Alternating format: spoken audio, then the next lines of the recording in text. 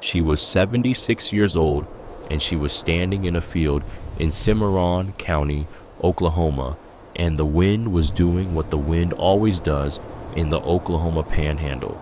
It was coming without apology from the west, steady and low, bending the dry grass in long, pale waves, carrying the smell of dust and distance and something older than weather, something that predated the roads and the fence lines and the county seat 8 miles to the east and all the paper that had ever been filed inside it. She had a Bible in her hands, not a new Bible, not a store-bought Bible with a ribbon marker and gilded page edges and a copyright date on the inside front cover that would tell you what decade had made it. This was a Bible that had been in her family since 1887. The leather cover had gone the color of old saddle leather, dark and cracked at the spine, worn soft at the corners where 4 generations of hands had held it in the particular way that people hold things they consider sacred, not reverently, not with ceremony, but with the casual intimacy of something that has always been there. Inside the front cover, in the careful handwriting of people who understood that paper might be the only thing that lasted, were the names, births, marriages, deaths, Ezekiel Harmon, Luther Harmon, Harold Harmon, and further down the page in her father's handwriting, slightly unsteady from the hand that had thrown grenades and pulled wire fences and driven tractors for 60 years, Dorothy Jean Harmon. Born April 14, 1948, she stood in that field for a long time. The wind moved her hair, the grass bent and straightened and bent again, the same motion it had made every day of every year since, before anyone she was descended from had set foot on this particular section of ground, and the repetition of it was not monotonous. It was the opposite. It was the kind of motion that accumulates meaning the longer you watch it, that turns from weather into something closer to language. 4 months earlier, she had been a woman who owned 420 acres of farmland in Tulsa County.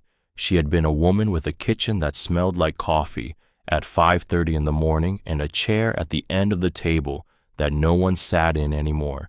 She had been a woman who drove herself to Sunday service at First Methodist on Park Avenue every week without fail, who sat in the 3rd row on the left side of the sanctuary, who always left the seat beside her open, who had been leaving that seat open for 7 years. That morning she had walked back to her farm from church and found that the locks had been changed, but to understand how she came to be standing in that Cimarron County field with the wind in her face and the Bible in her hands and 137 years of her family's history in the earth beneath her boots, you have to go back further than 4 months. You have to go back to the beginning. In the spring of 1887, a man named Ezekiel Harmon drove a wagon north out of Texas with everything he owned loaded behind him: a canvas tarp, a cast iron pot, a hammer, 312 nails counted out by hand the night before he left, because he wanted to know exactly what he was starting with 2 mules named Cain and Abel, who were not particularly good-natured, but were strong and reliable in the way of animals that have been worked honestly, a Bible, and a wife named Rosie, who was 23 years old and already 3 months along with their first child. Ezekiel was 32. He had worked other men's land his whole life. Texas range land that belonged to cattle companies back east, land where you could stand at one fence line and not see the other from the back of a horse, land so vast and indifferent to individual effort that you could pour yourself into it for a season and come out the other end with nothing but the knowledge that you had been there. He had worked it honestly and hard and without complaint, and at the end of each season he had a little less than he needed and a little more than he had started with, which was the arithmetic of his life and the life of most men he knew, and which he had decided in the winter of 1886 was no longer an acceptable arithmetic. He had heard about the Oklahoma Homestead Act. He had heard about it the way a man who has been thirsty for a long time hears about a well, not with excitement exactly, but with the kind of focused attention that has no room for doubt. And in March of 1887, he told Rosie what he intended to do, and Rosie looked at him for a moment with the brown eyes that he would spend the rest of his life trying to describe correctly and failing, and she said, "All right," and that was that. He hitched Cain and Abel to the wagon and pointed north. He drove for 11 days. The land he found in Cimarron County was not beautiful in any way that paintings would capture. There were no mountains, no dramatic rock formations, no rivers that carved anything worth describing. It was flat and open and enormous, the sky so wide overhead that you had to get used to it the way you got used to a sound that didn't stop.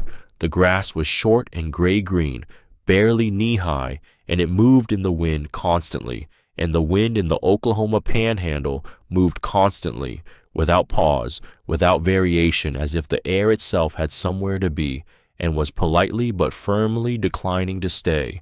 The soil was red, a deep iron oxide red that stained your boots and your hands and worked its way under your fingernails and into the creases of your knuckles, and it smelled after rain like something mineral and ancient and alive that had no equivalent anywhere else.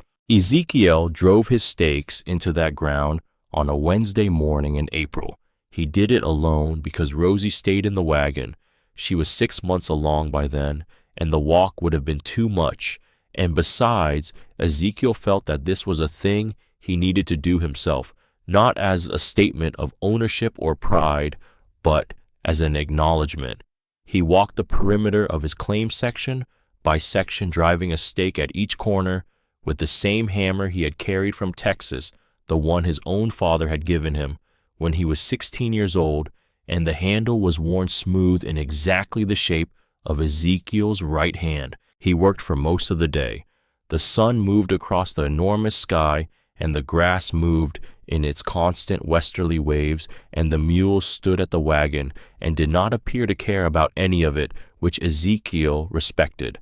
When he had driven the last stake, he stood at the center of his claim and looked at the sky for a long moment. He was not a religious man in any demonstrative way, but he believed in something in the necessity of acknowledgement when something real happened, and what was happening was real. Then he went back to the wagon and helped Rosie down, and they stood together in the afternoon light and looked at the flat, wide open land that was theirs. Rosie put her hand over the child in her belly and said, "It's big." Ezekiel said, "It'll be smaller once we put a roof on it." They started building that same afternoon. The log house they built that first summer was not large. 1 room and a loft with a stone chimney, Ezekiel stacked by hand from the limestone that ran in a shallow seam beneath the topsoil. He had no experience with chimneys specifically, but he had experience with stone and with patience and with the idea that if you checked your work at each stage and did not move forward until the current stage was right, the finished thing would be right.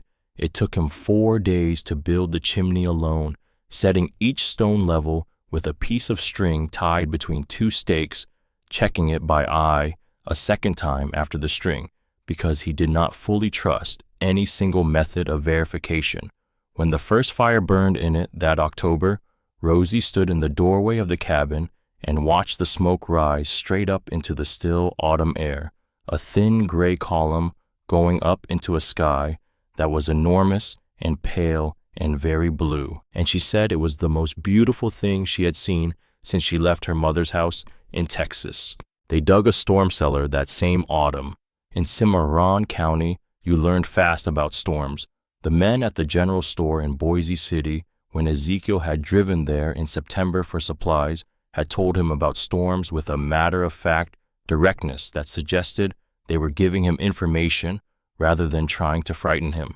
The cellar went 6 feet deep into the red Oklahoma dirt, braced with timber Ezekiel hauled by wagon from a stand of cottonwood 3 miles east.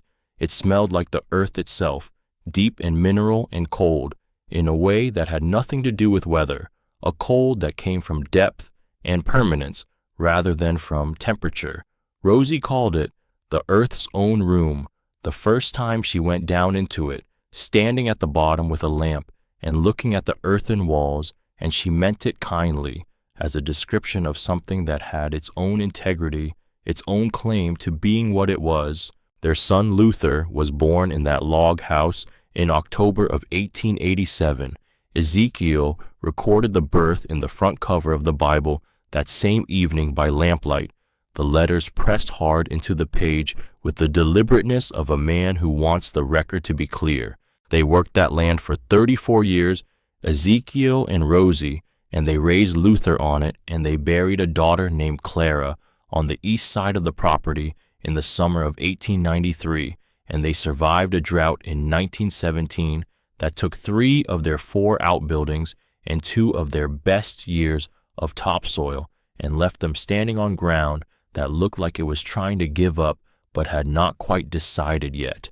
They survived it because Ezekiel had always been a man who believed that the capacity to outlast a thing was itself a form of answer, and he had passed that belief to Luther the same way he had passed him the farm and the Bible, not with ceremony, with example. When Ezekiel died in 1921, Luther was 34 years old, and the farm was his, and he took it with both hands. Luther Harmon was a serious man, not unfriendly exactly. He would stop on the road to help a neighbor with a stuck wagon, and he would bring a pot of beans to a family that had lost their crop, and on Sunday mornings he sat in the 4th row at the Methodist Church in Boise City and sang hymns in a quiet baritone that you had to be sitting close to hear, and he was not the kind of man who would let you sit close to him unless he considered you worth the proximity. But he was serious. The land made him serious. He had watched his father break that ground with a hammer and a pair of mules, and he understood the way only people who have grown up on the edge of survival understand that everything could be taken from you in a single season, and that the only defense against that was the kind of daily, unspectacular, sustained attention that most people are not willing to bring to anything. In 1930, the season arrived. The Dust Bowl came to Cimarron County the way most terrible things come, gradually and then all at once. The summer of 1930 was dry. The summer of 1931 was drier. The wheat came up thin and yellow and bent early in the heat, and what the heat didn't take, the wind took, stripping the topsoil off the fields in sheets and carrying it east in brown clouds that turned the noon sky to a dark amber that was not daylight and not night, but something in between that had no name in ordinary life. And in the spring of 1932, the first great duster rolled in from the west, a wall of red and brown that stood 30,000 feet high and turned the sky to midnight in a matter of minutes and packed the dirt into every crack and seam and windowsill in the county. Luther's wife Bertha stuffed rags under every door. She hung wet sheets over the windows. She moved the family's food into the storm cellar, the same cellar Ezekiel had dug in the autumn of 1887, and she kept the trapdoor weighted against the wind, and she sat at the bottom of those 6 earthen steps with her son Harold, who was 8 years old and old enough to understand that the sound coming down through the boards above them was the sound of the world they knew coming apart at the seams. They lost the spring harvest that year, then the autumn harvest. In 1933, a man from the bank in Liberal came out to discuss the loan on the south pasture.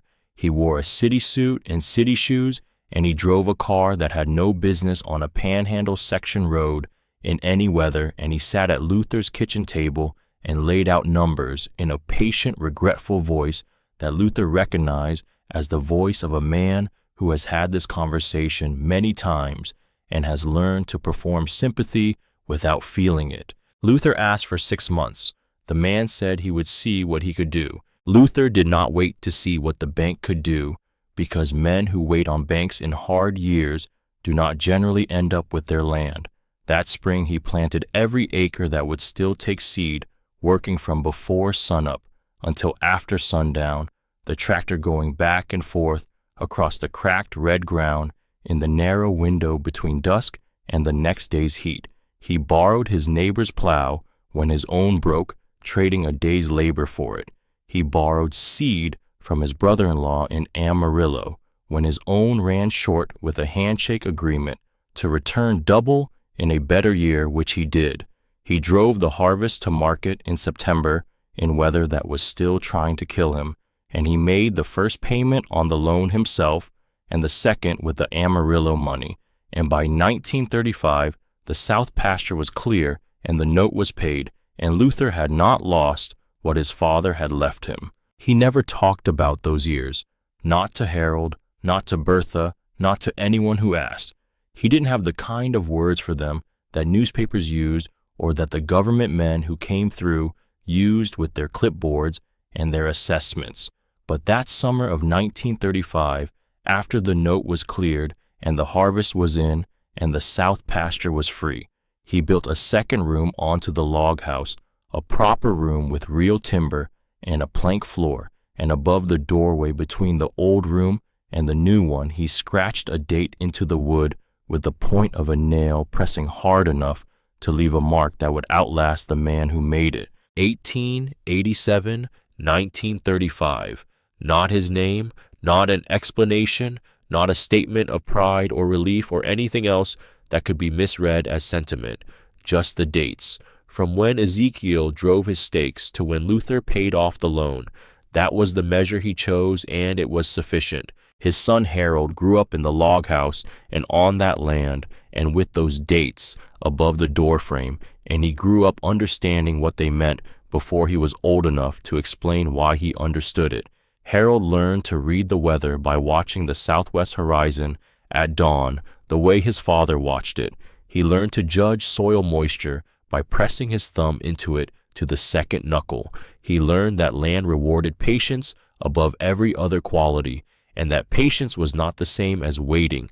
Patience was the daily quiet, unremarkable decision to keep going when the available evidence suggested that stopping might be reasonable, and to keep going again the next day and the day after that without making a performance of it. In December of 1941, Harold Harmon was 19 years old, and the world changed. He enlisted in January of 1942. He told Luther at the kitchen table on a Sunday morning, and Luther sat with that information for a long time before he said anything. The kitchen was very quiet. Outside, the panhandle wind moved through the winter grass with the patience of something that had been here before any of them and expected to outlast every last one of them. Finally, Luther said 2 words, "Come back." That was all. 2 words that contained everything Luther Harmon had ever understood about what mattered, compressed into the smallest possible space. Harold said he would. He served in the Pacific. He was a private, then a corporal, then a staff sergeant by the time it ended. He served alongside men from Mississippi and Minnesota and Colorado who had never been to Oklahoma and who had various ideas about what Oklahoma was like, and Harold corrected none of them because the Pacific had given him a perspective on what was worth correcting and what was not. He saw things during those years that he would spend the rest of his life not describing. He learned things about the distance between what a person believes themselves capable of and what a person is actually capable of in both directions, and those lessons stayed in him, the way certain things stay not as memories exactly, but as alterations in the structure of how you see. He came home in September of 1945 with a small scar along his left jawline from a beach whose name he never told anyone, and a habit of waking before dawn that never left him, not for the remaining 36 years of his life. He came home thin and quiet in a different way than he had been quiet before the war. Not the quiet of a young man still forming himself, but the quiet of a man who has decided what he is and is no longer in the process of deciding. Luther met him at the bus depot in Boise City. They shook hands. The Harmon men did not embrace, did not make scenes, did not require the display of feeling from each other as proof that the feeling was real. They drove home in the old truck without saying much of anything, and Harold looked out the passenger window at the wide, flat panhandle country he had spent 4 years thinking about on nights when thinking about it was the thing that kept him functional.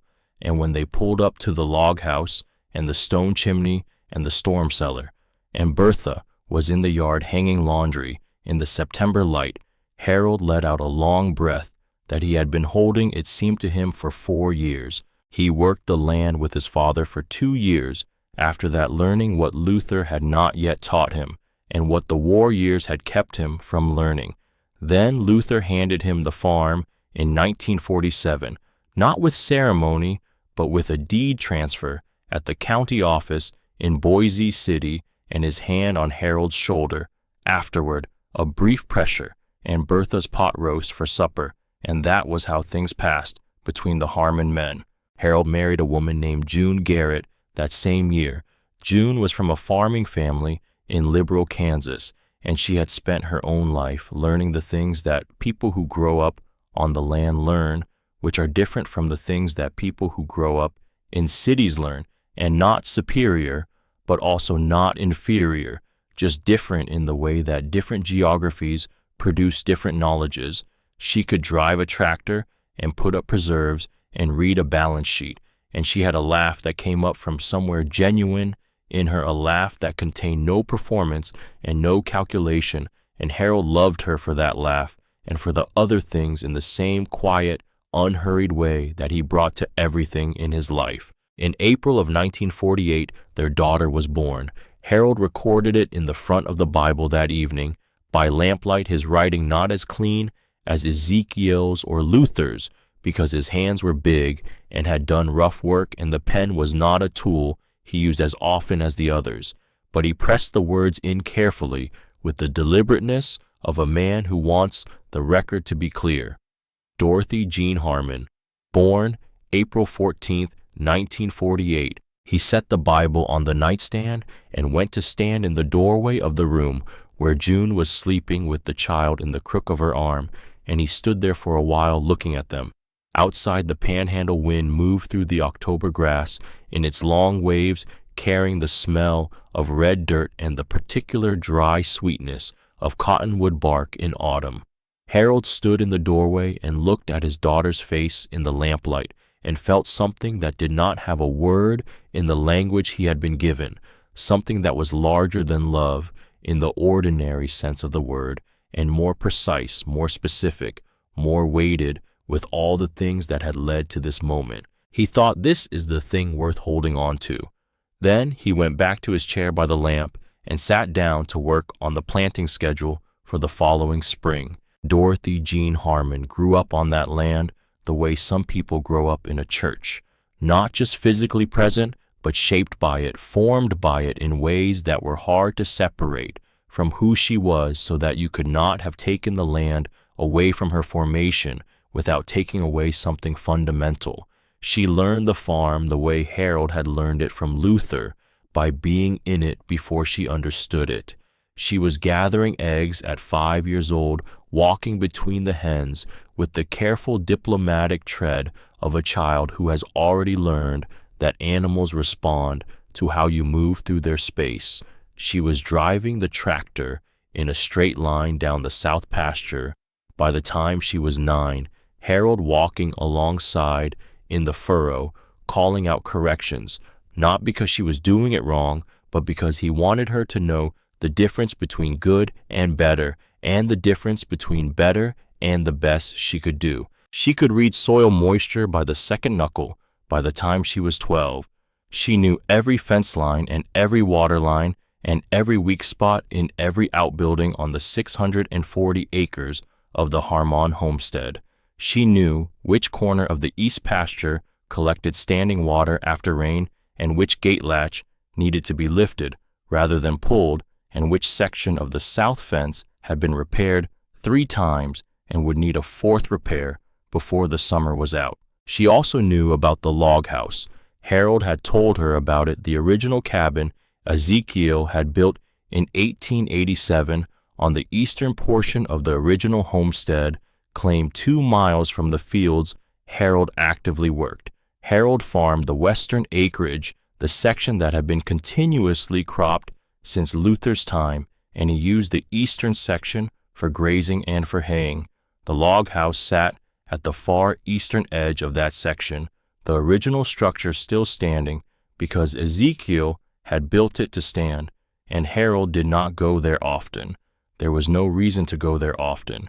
It was a place to know about rather than a place to go. He had taken Dorothy there once when she was 4 years old in the summer of 1952, a trip she was too young to hold as a memory, though she had carried something from it she could not name ever since, a feeling like the memory of a smell that you cannot quite locate in any specific experience, present and familiar without being retrievable.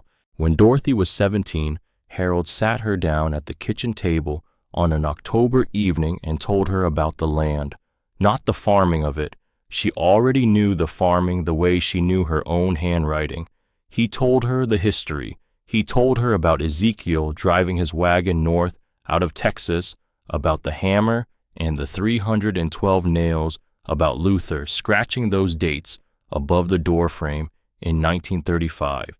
He told her about the original Homestead patent filed with the federal government in 1887, which covered all 640 acres, and which Harold kept in a wooden box in the attic of the log house for safekeeping because it was an original document signed by the President of the United States, and it belonged in the place it described. And then he told her about 1962. In 62, while Harold was away on reserve service, not the full war which had ended in 1953, but the continued rotation that men of his rank and record were sometimes called back to fulfill the property taxes on the Cimarron homestead had come due. There was no one home to pay them. June had died of a sudden illness in the winter of 61, a pneumonia that moved faster than anyone expected, and Harold had not yet reorganized his life around her absence in any practical sense, and the tax notice had come and gone in the mail without anyone attending to it, and the county had sold the land at a tax auction that summer to a land company out of Oklahoma City. Harold had come home to find it gone. He said it the way a man says something he has spent a long time making peace with, something he has turned over so many times in his private thinking that it has worn smooth like a stone in a river, flat and clear and without self-pity, because self-pity was not a tool Harold Harmon owned. He said, "I never went back for it. Maybe I thought there was time, and then there wasn't." He paused. "The log house is still there. I drove out once to look at it after. 1887, still standing." Dorothy sat with that. "Harold said the Bible is yours when I'm gone. The land records are in the front cover. Don't lose either one." She never did.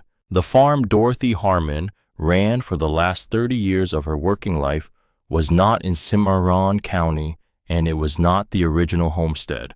After Harold died in 1981, a heart attack on a Tuesday morning in the South Pasture, which was a hard way to go, and also not an undignified one for a man like Harold Harmon, whose whole life had been spent in the working of the land, and who had always said he hoped to go while he was still useful. She and her husband Walter had sold the family property in Liberal, Kansas, where they had been living for the 10 years since Harold lost the original homestead, and relocated and bought a working farm in Tulsa County, 420 acres better, water easier, market access, the practical choice for two people who were still young enough to build something and old enough to know what building required. Walter Harmon was not related to the Harmon lineage by blood. He had taken Dorothy's name when they married, which in 1972 was unusual enough that people sometimes asked about it, and Walter always said the same thing, which was that he liked the name and that the woman who carried it was worth carrying it with.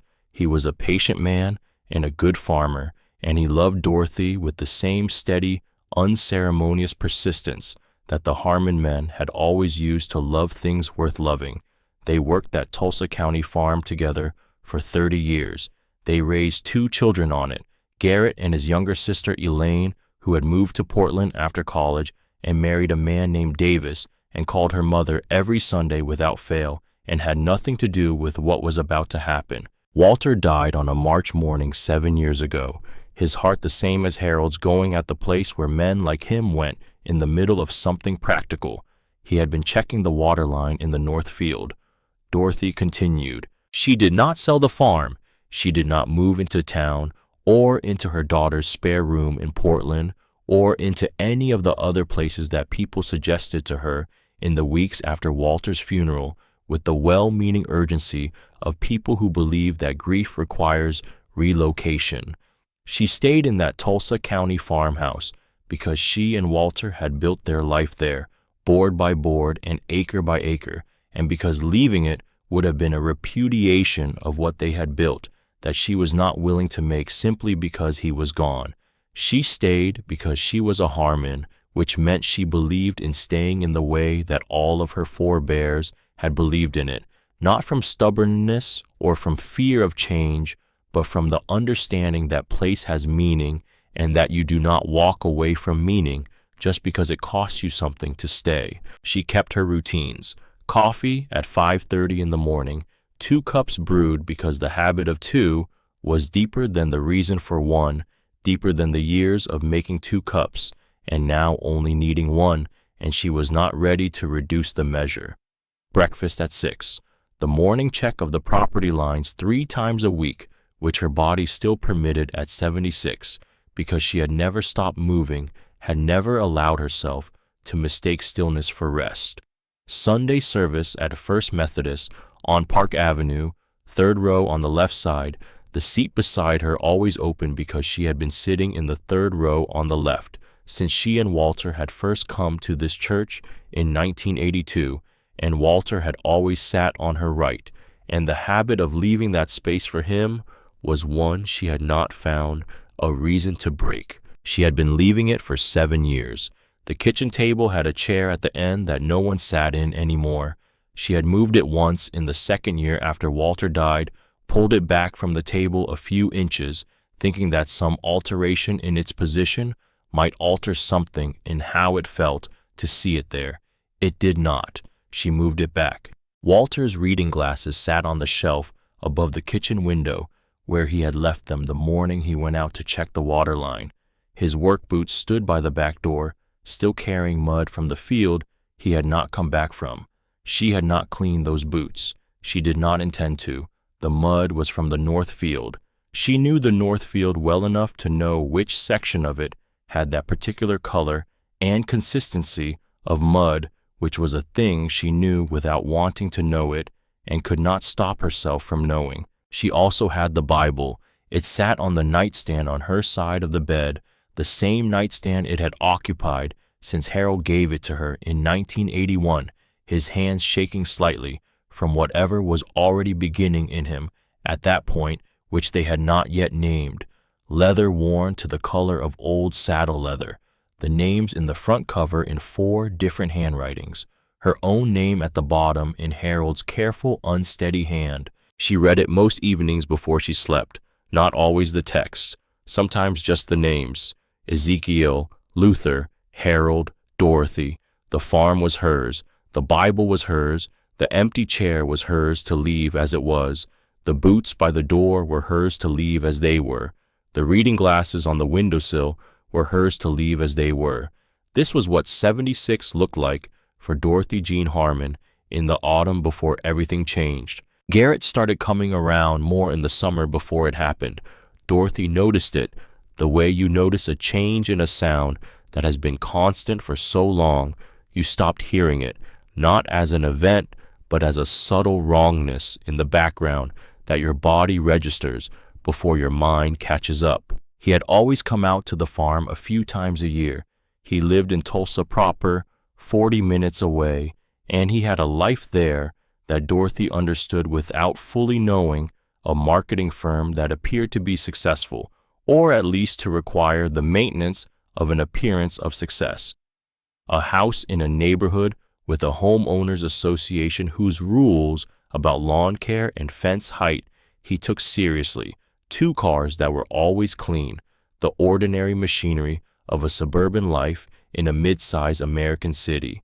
He was 52 years old, and he looked like a man who had spent his adult life in offices, the softness around the middle that comes from years of sitting the slightly uncertain way he moved on rough ground, as if the earth not being level was a surprise each time, the work boots he owned but whose treads showed almost no wear. He had married Nadine when he was 30.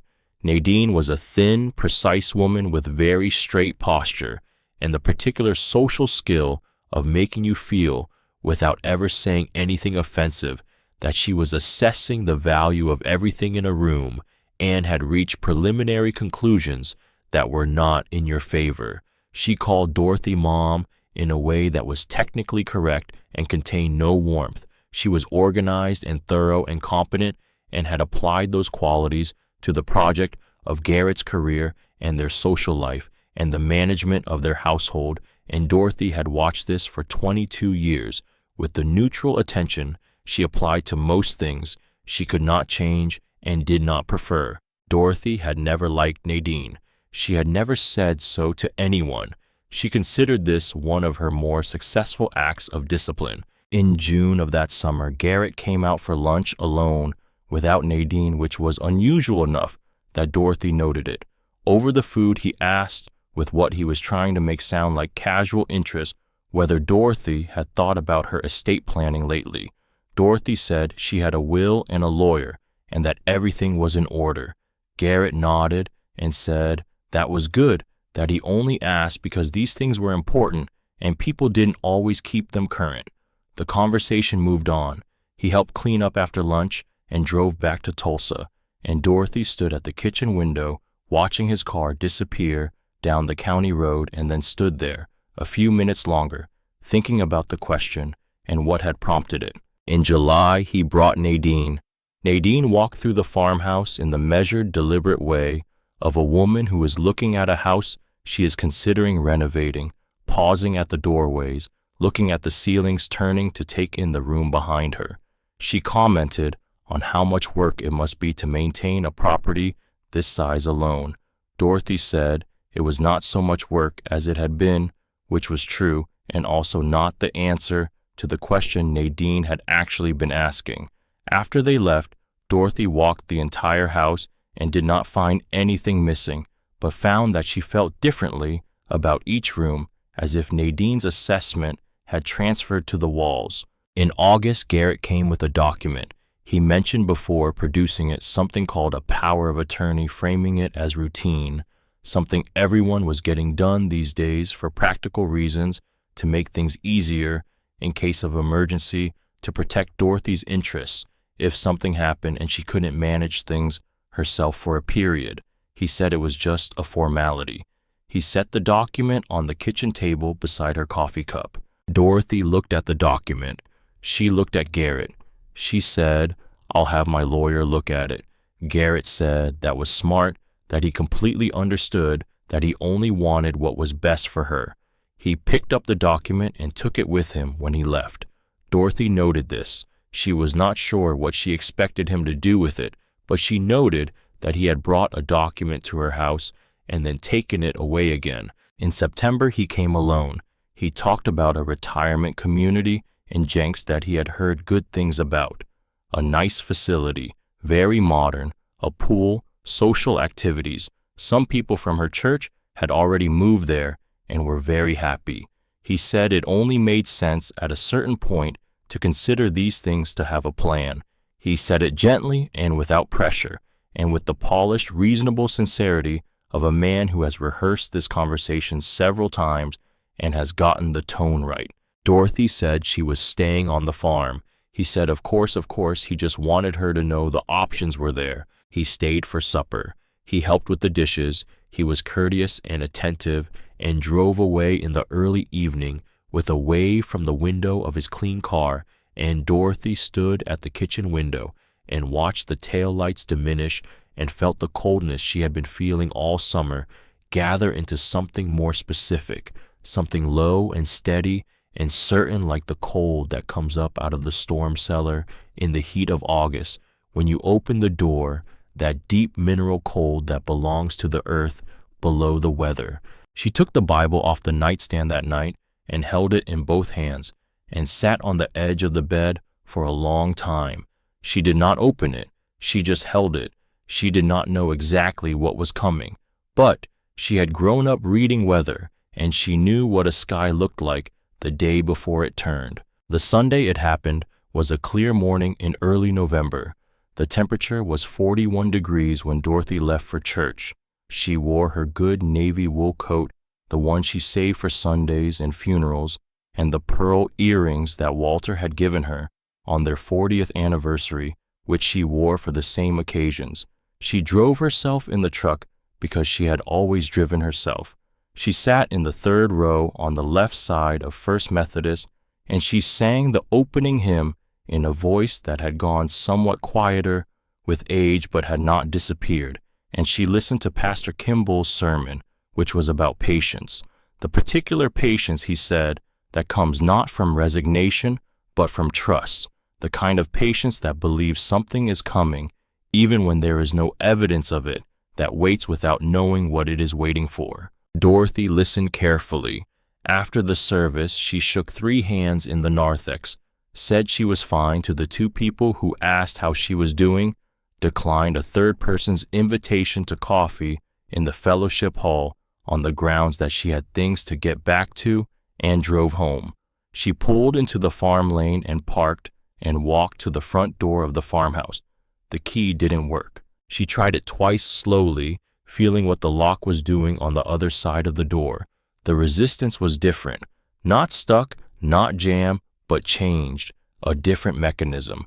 She stood for a moment with the key in her hand. She walked around to the back door. The same. A manila envelope was tucked into the frame of the front door. Her name was typed on the outside in the plain sans serif font of a printer that has been used many times for exactly this purpose. Inside was a letter on legal stationery from a firm in Tulsa that she had never heard of, which meant it was not the firm she had worked with for 20 years, which meant it had been chosen for reasons she already understood. The letter explained that a transfer of property had been completed in accordance with the power of attorney signed by her. It explained that she was being provided notice as required by applicable Oklahoma statute.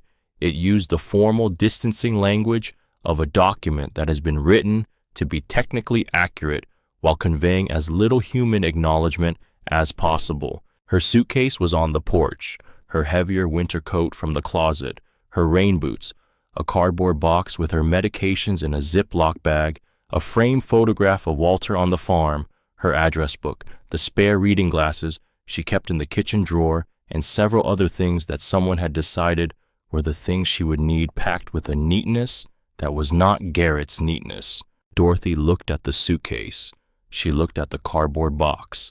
She looked at the front door of the house she had lived in for 30 years and understood in the complete and irreversible way that certain understandings arrive that it was not her house anymore. She did not call Garrett's number. She already knew it would not be answered, and she was not yet ready to have that confirmed. She sat down on the porch step in her good navy coat with the pearl earrings, and she looked out at the 420 acres of Tulsa County farmland that she and Walter had built their life on, that she had walked 3 times a week for 7 years, that she knew in the dark by feel and by smell, and by the particular resistance of each gate and fence and field under her boots. A red-tailed hawk was making slow circles above the south field, riding something thermal and invisible, looking down at the farm the way Dorothy was looking at it, from a perspective that was higher than ordinary, taking in the whole thing at once. The morning light was clear and cold. She sat for a while. She did not cry. She had been raised by a man who came home from the Pacific with a scar on his jaw and 2 words of instruction. She had learned from him that grief was a private weather, and that a river person kept her water inside her own banks, or in this case, a farm person. But the principle was the same. There was a time for grief, and this was not yet that time. The time for grief required privacy and stillness, and the knowledge that you were somewhere safe enough to let it happen. She was not yet somewhere safe enough. She picked up the Bible from the top of the suitcase where it had been set with the matter-of-fact indifference of someone who didn't know what it was. She held it in her lap, and then she noticed something, a small piece of paper folded once, tucked between the front cover and the first page, not a bookmark. The fold was too deliberate, too considered. She had read this Bible 10,000 times since Harold gave it to her, and there had never been a piece of paper in that particular place. She unfolded it. She knew the handwriting immediately before she read a word, the way you know a voice on the phone before you've heard the first full sentence. Walter's hand, slightly looser than it had been in earlier years, the hand of a man in his later 60s who had spent too many years gripping things, but unmistakably his, the particular way he made his capital letters slightly too tall as if they were trying to see over something. It said, Dot, if this day ever comes and I pray to God it doesn't call Wren, she already knows what to do. She has known for 2 years. I'm sorry I couldn't stop it. I tried other ways first. You know how I am. I love you. Walter. She read it twice. She sat with it. Walter had known. He had seen what was building in the way that patient, attentive people see things that other people are too busy or too trusting or too hopeful to see. He had looked at Garrett's visits and Garrett's questions and Nadine's calculations, and he had understood what they added up to before they had fully added up, and rather than alarming Dorothy with his conclusion, he had done what Walter always did. When faced with a problem, he had begun working on the solution. He had reached out to their granddaughter Wren without telling Dorothy, because he knew Dorothy well enough to know she would have said it was unnecessary and that she could handle it herself. And he had been right that she would have said that, and he had been right that it was necessary anyway, and he had done it quietly and with love. That was Walter. That had always been Walter, working in the margins of things, attending to what needed attending without making a production of it. She had loved him for 30 years for exactly this quality, and she felt sitting on the porch step in the November cold with his note in her hand, the full weight of loving someone who was no longer there to be told. She folded the note back along its crease and tucked it into the pocket of her good navy coat. She picked up the suitcase. She picked up the cardboard box. She did not look back at the farmhouse door. She walked to the truck and she drove to Tulsa. Wren Harmon was 22 years old and in her final year at the University of Tulsa College of Law. She had Dorothy's eyes steady and direct, and Walter's patience, the kind that does not feel like patience to the person who has it, because it feels so much like simply paying attention. She had a specific focused way of attacking a problem that her property law professor had described in her first semester as unusual for a student her age, and which Wren herself would have described simply as taking things one piece at a time and not moving to the next piece until the current one was right. She was at her kitchen table going through bar exam practice questions when Dorothy knocked on the apartment door that Sunday afternoon. She opened it and looked at her grandmother standing in the good navy coat with the pearl earrings and the suitcase and the cardboard box. She looked at her face. She said nothing. She took the cardboard box from Dorothy's hands, held the door, closed it behind them. She put the kettle on. While it heated, Dorothy sat at the kitchen table and set the Bible in front of her and said, "Your grandfather left me a note in the Bible. He said you would know what to do." Wren poured 2 cups of tea. She sat down across from her grandmother. She said, "I do." That was the whole conversation. Wren gave Dorothy the bedroom without discussion. She took the pull-out couch in the living room and said nothing about it. The first morning, Dorothy was up at 5:30, her body knowing no other way, the same way it had known for 50 years. She made coffee and stood at Wren's kitchen window with both hands around the cup and watched the dark in the street outside change slowly to gray. Wren's street did not have enough sky for the light to do what light did on the farm at that hour, but it had enough quiet in the few minutes before the city woke up to stand in and think, and Dorothy stood in it and thought, and she was finished thinking and had the kitchen cleaned before Wren's alarm went off at 6:30. She did not ask Wren how the research was going. She did not ask about Garrett or Nadine or what the legal situation was or what came next. She was not passive. She was simply operating on the understanding that Wren had said she knew what to do, and Dorothy trusted that, and there was no reason to interfere with work that was being competently handled by someone she trusted. She walked 2 miles every morning in Wren's neighborhood, which was not a pleasant walk and was not the walk she was used to. Too much traffic, not enough sky, the horizon interrupted by buildings at distances that felt wrong to a person who had grown up where the horizon was always the horizon and not a suggestion of a horizon with a parking structure in the way. But walking was a thing she had always done, and some things you keep doing because the alternative is to stop, and stopping for Dorothy Jean Harmon was not yet something she knew how to do. She found the Methodist church 3 blocks from Wren's apartment on her first Sunday in Tulsa, and she went to the 10 o'clock service and sat on her side of the aisle and left the seat beside her open. Some habits do not need a new address to find you.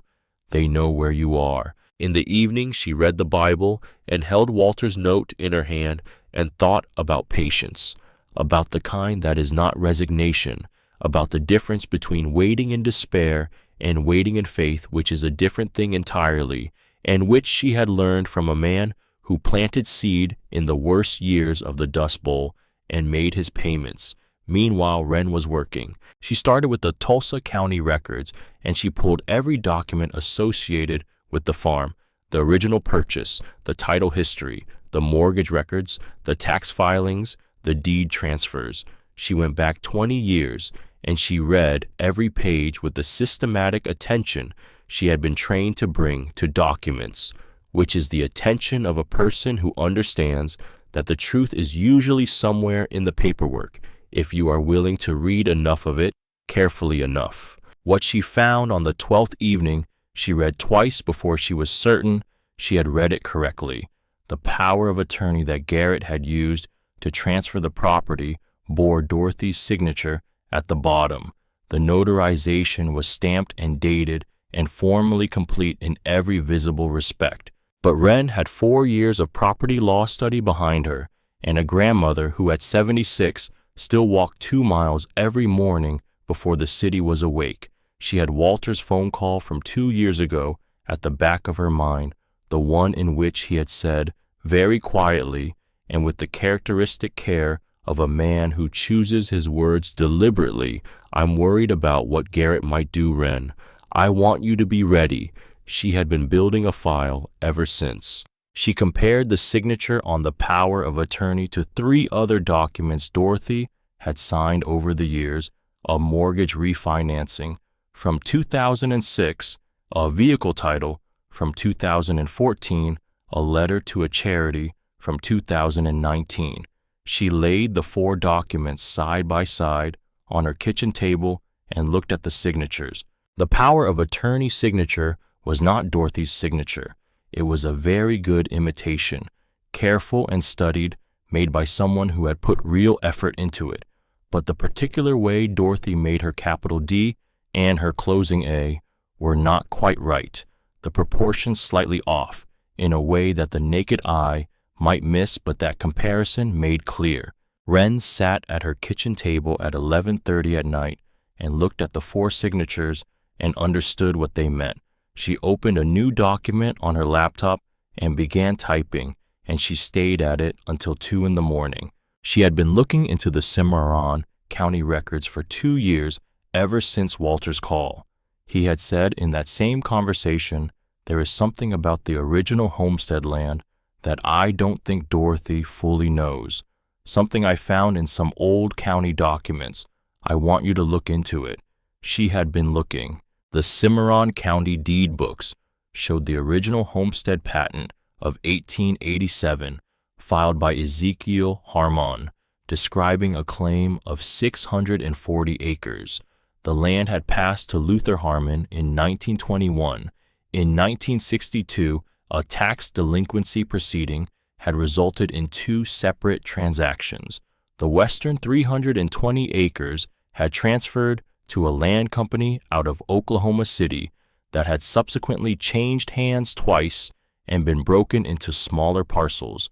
The eastern 320 acres, the portion that contained the original log house and the storm cellar and the limestone chimney that Ezekiel had stacked by hand in the summer of 1887, had been sold separately in the same year to a different buyer and had passed through two more owners since then. The most recent transfer having been a probate sale in 1997 that had left the property in the county's delinquent property inventory for over 2 decades. But in the deed record attached to the 1962 tax sale was a notation referencing a recorded instrument, a will, filed with Cimarron County in November of 1931 by Luther Harmon. In that will, Luther stated that the original Harmon homestead land all 640 acres, as described in the 1887 patent, should pass to whichever descendant of Ezekiel Harmon returned to claim it in person regardless of any subsequent deed, transfers or tax proceedings or legal actions of any kind, and that this intent was to be given full legal weight in any future proceeding in any court having jurisdiction. The will had never been submitted to probate court. It had been sitting in the Cimarron County deed records for 93 years, correctly filed, legally sound, and completely ignored. Wren sat with this for a long time.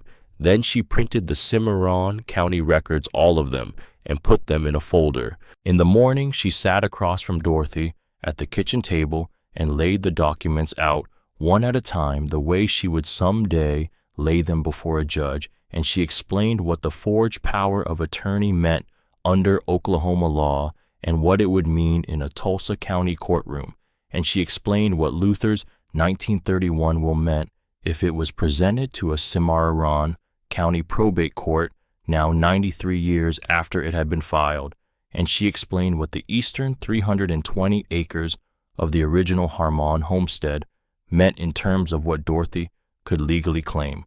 Dorothy sat with her coffee and listened to all of it. When Wren finished, Dorothy was quiet for a moment. She looked at the documents on the table. She looked at the window. Outside, a November morning in Tulsa was doing what November mornings in Tulsa do, gray and still and not particularly concerned with what happened beneath it. Then Dorothy said, "How far is Cimarron County from here?" Wren said, "About 4 hours, maybe 4.5, depending on traffic through Woodward." Dorothy said, "Is the log house still standing?" Wren said, "The county survey from last year shows it as a standing structure." Dorothy picked up her coffee cup, set it down, looked at the Bible on the far end of the table, the leather dark at the spine, the corners soft, the names inside in 4 different handwritings going back to 1887. She said, "All right, when can we go?" Wren said, "Whenever you're ready." Dorothy stood up from the table. She walked to the window and stood there with her back to the room, looking out at the gray Tulsa street where a city was beginning its morning in the way that cities begin mornings, with traffic and noise and the particular purposeful hurry of people going somewhere other than where they are. She thought about Ezekiel counting 312 nails by hand the night before he left Texas, wanting to know exactly what he was starting with. She thought about Luther scratching 2 dates above a door frame with the point of a nail pressing hard enough to leave a mark that would outlast the man who made it. She thought about Harold letting out a breath he had been holding for 4 years when he came home to the farm in September of 45. She thought about Walter writing a note and folding it once and tucking it into the Bible because he saw what was coming and he wanted to make sure she was not alone when it arrived. And she thought about a 4-year-old girl in a cotton dress standing in the doorway of a log house in the summer of 1952, looking at something outside the frame of the photograph that had captured her, something that had taken her complete attention.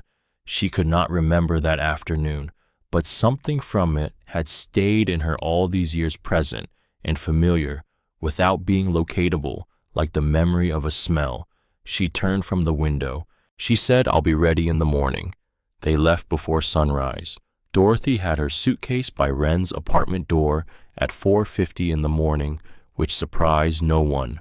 She had made the coffee and set it in the travel thermoses and packed the cooler with the food she had prepared the night before, and she was ready in the way of someone who has been ready for a long time and has simply been waiting for the right direction to point herself in. They drove west out of Tulsa in the dark, the city lights thinning behind them as the road opened into the flat country that begins just past the edge of every Oklahoma city and does not stop for a very long time.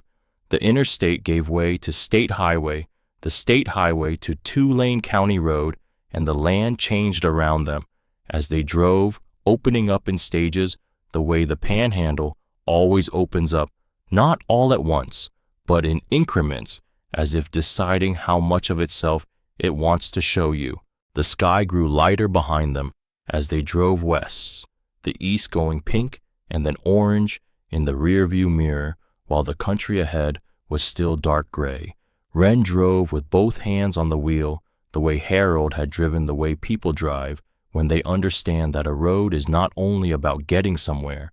Dorothy held the Bible in her lap, not reading it, holding it, the way you hold a thing you are not ready to put down. Past Enid, the land changed further. The trees grew shorter and further apart. The fields went from brown to a drier, paler color, and the grass along the road shoulders was short and pressed flat by years of panhandle wind, the kind of grass that doesn't waste energy on height, because height is not a strategy that survives here. The sky grew larger. That was the only accurate way to say it. The sky grew larger the further west you drove, not because the atmosphere changed, but because the land was lower and flatter and gave the sky more room, and the clouds moved across it in long shapes from the northwest, casting shadows that rolled across the fields in slow, dark patches that moved faster than they appeared to. Wren said, "Doing okay," Dorothy said. "Ask me again when we get there." Wren nodded and drove. They stopped in Woodward at a gas station with a diner counter attached, the kind of place that has been on the same corner for 40 years and intends to be there for 40 more. Dorothy ordered black coffee and a biscuit and ate standing at the counter because the stools were the low kind that her back no longer forgave. A man at the end of the counter, somewhere in his mid-70s, with a John Deere cap and the permanently weathered face of someone who had spent his life outdoors, looked at Wren's truck through the window and then at Dorothy and said, "Heading west." Dorothy said yes. He said, "Cold out there today." Dorothy said, "It usually is." He nodded with the satisfaction of a man who has received a correctly calibrated answer, which is to say, an answer that acknowledges a fact without making a drama of it, and went back to his coffee. They were back on the road in 20 minutes. The last stretch into Cimarron County was the kind of driving that stays with you. The road ran straight and long between barbed wire fences on either side, and the land on either side of the fences was flat in every direction as far as sight allowed, which in the panhandle was very far.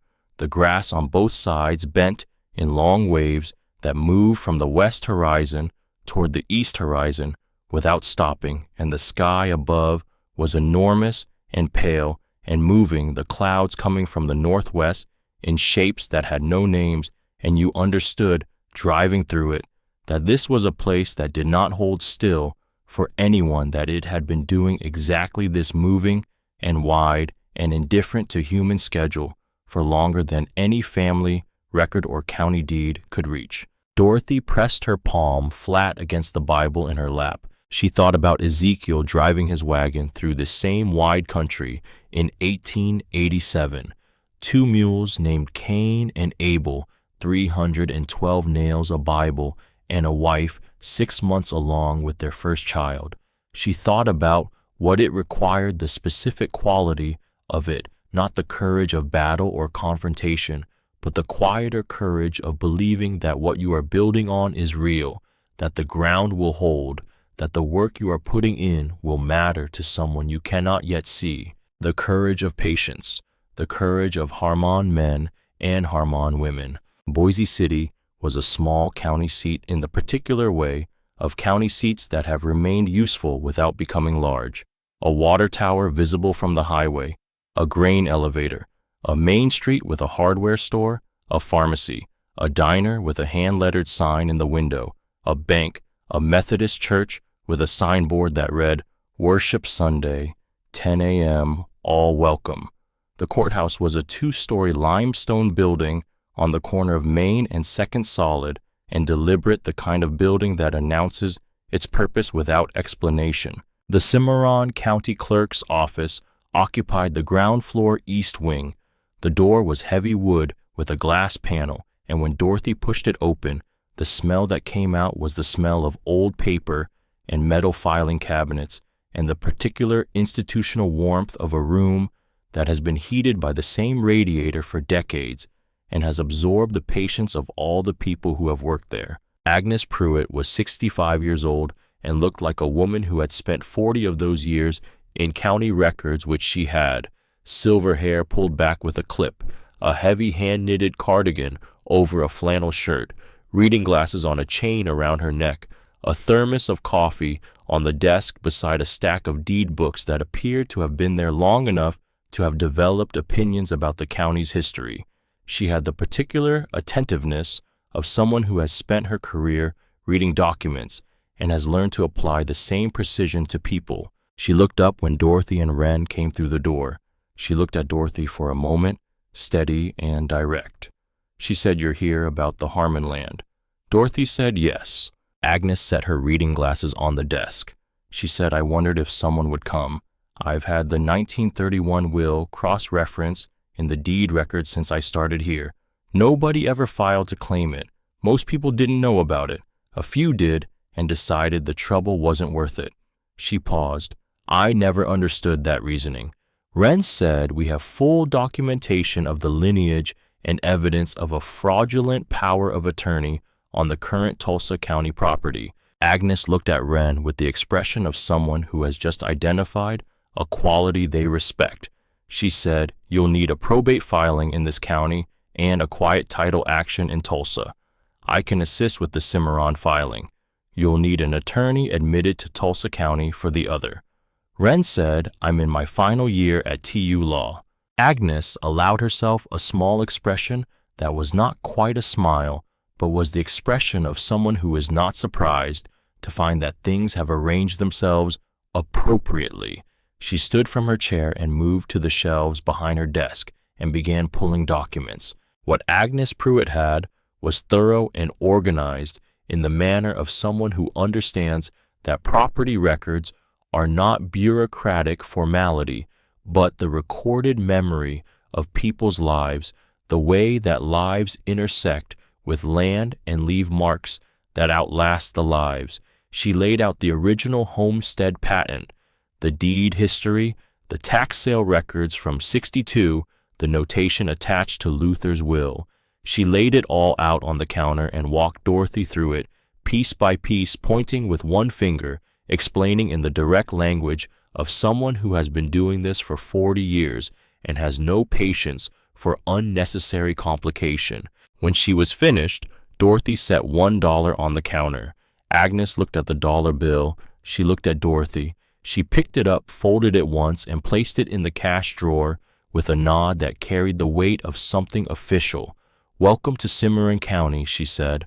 Her voice was softer than before, not sentimental but genuine. She drew a map on a piece of county letterhead with a ballpoint pen, the lines clean and sure. She described the section road and the landmarks and told Dorothy about the water situation and about Lloyd Sutter, who farmed the adjacent section and had been there since the late 50s. She came around from behind her desk and shook Dorothy's hand. "Your great-great-grandfather filed that claim in April of 1887, she said. "That is a long time for a family to find its way back to a piece of ground." She said it as a fact rather than a sentiment, which was the kind of statement Dorothy respected. "Take care of it," Agnes said. Dorothy said she would. The section road south and west of Boise City was unpaved, and ran through flat country between barbed wire fences, its gravel surface patchy and irregular from seasonal freeze-thaw and the infrequent attention of the county grader. Wren drove slowly. Dorothy held the handwritten map on her knee and watched for the landmarks Agnes had described: the silver grain bin, the dry creek marked by cottonwood, the metal mailbox post without a mailbox standing at the road edge with a patience so complete it had become a kind of monument. She found them, and there at the end of a two-track lane that broke from the section road between two old fence posts that had never had a gate, the land rose slightly, and at the top of that slight rise, the log house. Dorothy said, "Stop here." Wren stopped the truck. Dorothy got out. She stood at the lane entrance and looked. The log house stood at the end of 200 yards of dry grass and scattered scrub. It was smaller than she had imagined it would be given the size it had occupied in the family's history, and larger than it had any right to be given its age. The logs were darkened to a deep gray-brown by 137 Oklahoma winters, but they were tight, their corners notched with the precision of a man who did not move to the next stage until the current stage was right. The stone chimney rose from the center of the roof, and it was as solid as the county courthouse, the limestone and horizontal courses that had not shifted in over a century. The tin roof, added sometime in the 1950s, had rusted in patches, and one section over the rear lean-to addition had partially collapsed inward, showing a gap of sky through the decking. The two windows on the south face still held their glass clouded with decades of accumulated dust, and the front door stood an inch or two open, as if the last person to leave had gone, meaning to come back. The land around it was flat and dry and still. The grass was the short gray-green of Panhandle November, bent as always by the wind going west to east the way everything went in this country. Dorothy stood at the lane entrance and looked at it. She felt something move in her that had no name she could assign to it, a shift in something interior that had been in one position for a very long time and now was moving towards something else. The feeling of a key turning in a lock you did not know was there. She said all right to no one in particular and walked up the lane. The door opened with the resistance of a door that has swollen and dried across many seasons.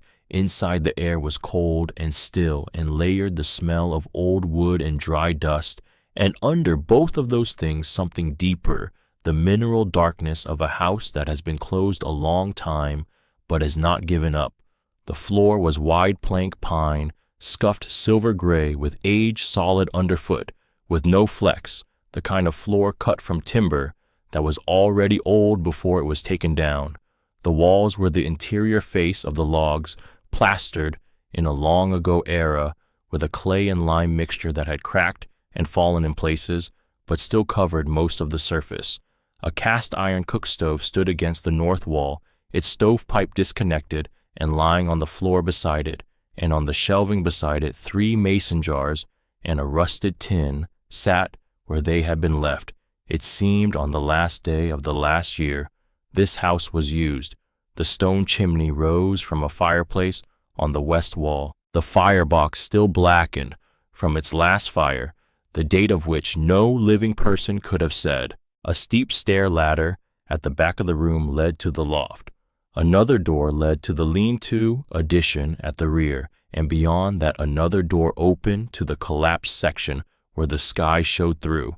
Dorothy walked the floor slowly. Her boots made a sound on the wide planks that was hollow and resonant, and not the sound of abandonment. Abandoned houses have a sound that is dead, that tells you nothing is waiting. Empty houses have a different sound. This house was waiting. She stopped at the fireplace and put her palm flat against the limestone chimney, cold and rough and solid, exactly as solid as it had looked from outside. She kept her hand there for a moment. Wren stood in the doorway with the folder of documents under her arm and was quiet. She had learned in the weeks she had been living with her grandmother that there were moments that needed to complete themselves. This was one of them. They spent the afternoon in assessment. Dorothy moved through the house with 40 years of farm maintenance knowledge in her eyes and her hands checking the foundation log courses, checking the chimney mortar, pressing her thumb into the floor planks at the corners. The well was 30 yards east of the house, covered with a rotting wooden cap. She pulled the cap aside and lowered a weighted string and found water at 18 feet cold and clean-smelling sound water. She noted it and moved on. They found the original hand pump in a shed behind the house, stored under canvas that had protected it better than expected. The cook stove, when Wren reconnected its stovepipe to the flue that afternoon, threw heat into the room with the good faith of cast iron that has been waiting for years to be asked something of. That first night they ate from cans on the camp stove and did not talk much. The Panhandle night was very quiet in the way of large, flat, open places, not the quiet of nothing, but the quiet of everything: wind in the grass, the occasional distant sound that was probably a coyote, the creak of the log house settling in the cold. At some point past 10, Dorothy, sitting in the one chair they had brought from the truck, heard a car. It came from the south on the section road, moving slowly far below road speed. It passed the lane entrance and continued north, and then after some minutes came south again. Still slow. She sat in the chair and listened to it. It came a third time, same pace, same direction. Then it was gone. She sat with the fire through the stove vents, making small orange squares on the floor, and she thought about the 312 nails Ezekiel had counted by hand. She thought about patience. Then she went to bed. The days that followed moved in the rhythm of restoration. You begin with the necessary, then the important, then, if you are fortunate, the good to have. The necessary first was the back roof section, because a room without a roof is not a room. Dorothy drove into Boise City for materials and found the hardware store on the corner of Main, where the owner helped her load tin roofing into the truck without being asked, and gave her a fair price, and mentioned that he had heard about the Harmon place, and that if she needed anything else she should come back. Word traveled in Boise City the way it always traveled in small county seats, not through phones or any electronic channel, but through the hardware store and the church fellowship hall and the diner on Main Street, which was called Gideon's and was run by a woman named Opal Gideon, who was 70 years old and had been the widow of a farmer named Roy for 4 years, and who understood certain things about starting over that did not require explanation. Opal appeared at the log house on a Tuesday afternoon in the second week, driving an old Buick that moved with the dignity of a well-maintained vehicle of a certain age. She had a covered dish in one hand and a mason jar of sweet tea in the other, and she walked to the front step and set them both down without knocking, and walked back to her car and drove away. Dorothy stood in the doorway and watched her go. The dish was a meatloaf with a brown sugar and mustard glaze, cooked by someone who had been making meatloaf for 50 years without a recipe. Dorothy ate it standing at the kitchen counter, and it was the best thing she had eaten in 3 weeks. The following Tuesday, Opal came with a pot of pinto beans and a pan of cornbread, set them on the step, and was back in the Buick before Dorothy reached the door. Dorothy called out from the doorway, "Thank you, Opal." Opal lifted one hand from the steering wheel in acknowledgement and drove away. That was how it went between them, and Dorothy understood it entirely. Birch Calloway arrived on a Saturday morning of the second week in an old truck that was very clean driving, with the deliberateness of someone who does not take good machinery for granted. He was 65, with hands the color of dark leather and the permanent squint of a man who had spent decades looking into the Panhandle's sun and wind. He had a toolbox and lengths of ridge timber, and he set up his sawhorses without introduction. Dorothy came to the door. He said, without looking up from the timber he was marking, "Agnes mentioned the back roof section. I had some time." Dorothy said, "I didn't ask Agnes to do that." Birch said, "No, ma'am, she did it on her own. He made his mark. I'll be out of your way by dark." He came back the following Saturday and the one after that. He never arrived before 8 and never stayed past the light. He did not talk much while he worked. Dorothy brought him coffee at 10, and that was the extent of their social exchange, which was sufficient. Pastor Wade Kimball came by on a Thursday afternoon. He was the Methodist minister from the church on Main, 45 years old, and the son of a panhandle farming family, which meant he knew how to visit a working farm without getting in the way of the work. He stood at the fence post at the lane entrance and called out, and when Dorothy came to the door, he introduced himself and said that if she needed anything from the church, she should let him know. Dorothy said she had been to the Sunday service. He said he had seen her. He said her family had always sat on the left side from what she'd said. Dorothy said, far as back as I can remember. He said that was as good a reason as any, and then he said he would let her get back to it, and he left. He came back twice more in the following weeks, and both times the conversation was brief and concerned practical matters which Dorothy appreciated. There is a kind of pastoral care that understands that the most religious thing you can do for a woman who has spent her life on the land is to let her work. Lloyd Sutter drove in during the third week. He came in a truck that was older than Birch's and not as clean an early 80s Ford pickup, in a color between its original green and the color of the panhandle winter grass. He drove slowly with the familiarity of someone for whom these roads are more well known than his own kitchen floor.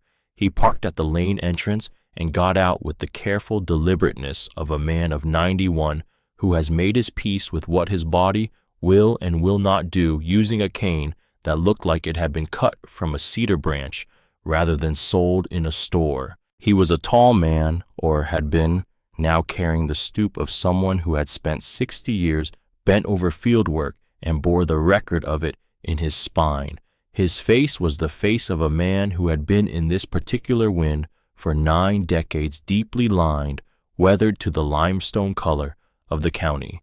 His eyes were pale blue and still clear, in a face that had otherwise aged as completely as anything ages. He stopped in front of Dorothy and looked at her. He said, "Lloyd Sutter, I farm the section north of you." He said it without preamble. "I knew your father." Dorothy said, "Harold." Lloyd said, "Yes, ma'am." "Not well. Mutual friends, people who worked this road between here and town.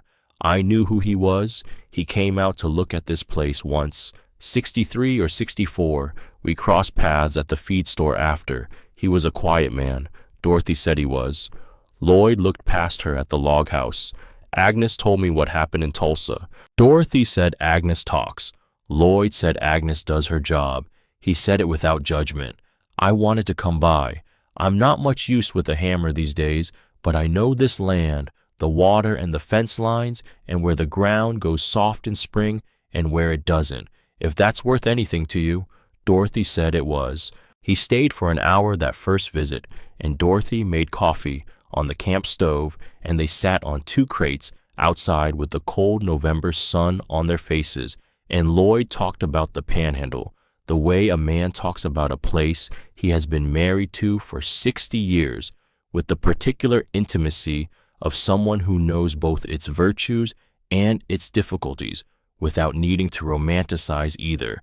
He talked about the aquifer and the section lines and the behavior of the soil in different seasons, and about farms he had known, which ones had survived and which had not, and what the difference usually came down to. He did not talk about the war. Dorothy did not ask. There are rooms in men of a certain age that have the door closed for reasons that deserve respect. She asked him about the storm cellar. He said it was the original one. He had seen it once during a county survey of abandoned structures. Solid, he said, built by someone who understood that the cellar wasn't optional. Dorothy said, "My great-great-grandfather built it in 1887. Lloyd was quiet for a moment. Then he said, 1887. That's solid work. He said it the way you say something that means more than it appears to mean. He came back 3 days later and 3 days after that. He walked the fence lines with Dorothy and showed her where the post needed replacing before spring and where the water line ran. He brought a jar of honey from his hives one morning and set it on the step without mentioning it. Dorothy found it and left it at that. Wren drove out most weekends from Tulsa 4.5 hours each way, arriving on Saturday mornings and leaving Sunday evenings. She brought food and documents and updates on the legal proceedings which were moving through both counties with the deliberate, unhurried pace of Oklahoma law, which is slow by city standards, but was moving, and moving was what mattered. The Tulsa County quiet title action was in the hands of an attorney who had been recommended by Wren's property law professor and who had looked at the forged power of attorney and the handwriting analysis Wren had commissioned and said this was not going to be complicated, which in legal terms was the highest form of optimism. Dorothy did not ask about Garrett. She asked about the farm, and Wren told her clearly, without softening, which was the way Dorothy preferred her information. In the mornings of the 4th week, Dorothy was at the east fence line with Lloyd checking the tension on a wire that had gone slack over the winter when she looked up and saw a vehicle on the section road. Not Birch's truck and not a car she recognized, a late model sedan, dark gray, with the look of a vehicle that belongs in a city and has not fully adjusted to being elsewhere. It had slowed on the section road in front of the lane entrance and sat there for a full minute without moving. Lloyd looked at it. Dorothy looked at it. Then it continued north at normal speed and was gone. Lloyd said without looking away from where the car had gone, "That's the second time I've seen that one." Dorothy said third. Lloyd was quiet for a moment. He said, "What do you want to do about it?" Dorothy said nothing yet. He accepted that the way a practical man accepts a practical decision. 3 days later, on a cold Thursday morning, Dorothy was on the roof of the rear addition with Birch holding a section of ridge cap while he drove the screws when she looked across the field and saw a figure at the east fence line. Not the sedan, a man, standing at the fence posts with one hand on the top wire looking at the log house. The wool coat and the city posture and the slightly off-balance way he stood on rough ground. She did not need to see his face from this distance to know who it was. Garrett. She held the ridge cap and did not move. He stood at the fence for what felt like a long time, but was probably 5 minutes. He did not open the gate. He did not come up the lane. Then he walked back to a car, parked on the section road, and drove south. Dorothy let out a breath. Birch picked up his drill and said nothing. 2 days after that, Donovan Reese arrived. He drove the dark gray sedan up the lane and parked with the practiced confidence of a man who has learned to project comfort in unfamiliar territory because his work requires it. He was 35 or 40, in a pressed shirt and slacks and leather shoes that had not been designed for section roads. He had a business card between 2 fingers when Dorothy opened the door. Continental Resources, Land and Mineral Acquisition Specialist. He complimented the property and the structural condition of the house and said he understood she had recently acquired it and wanted to make sure she was aware of her options as the new owner.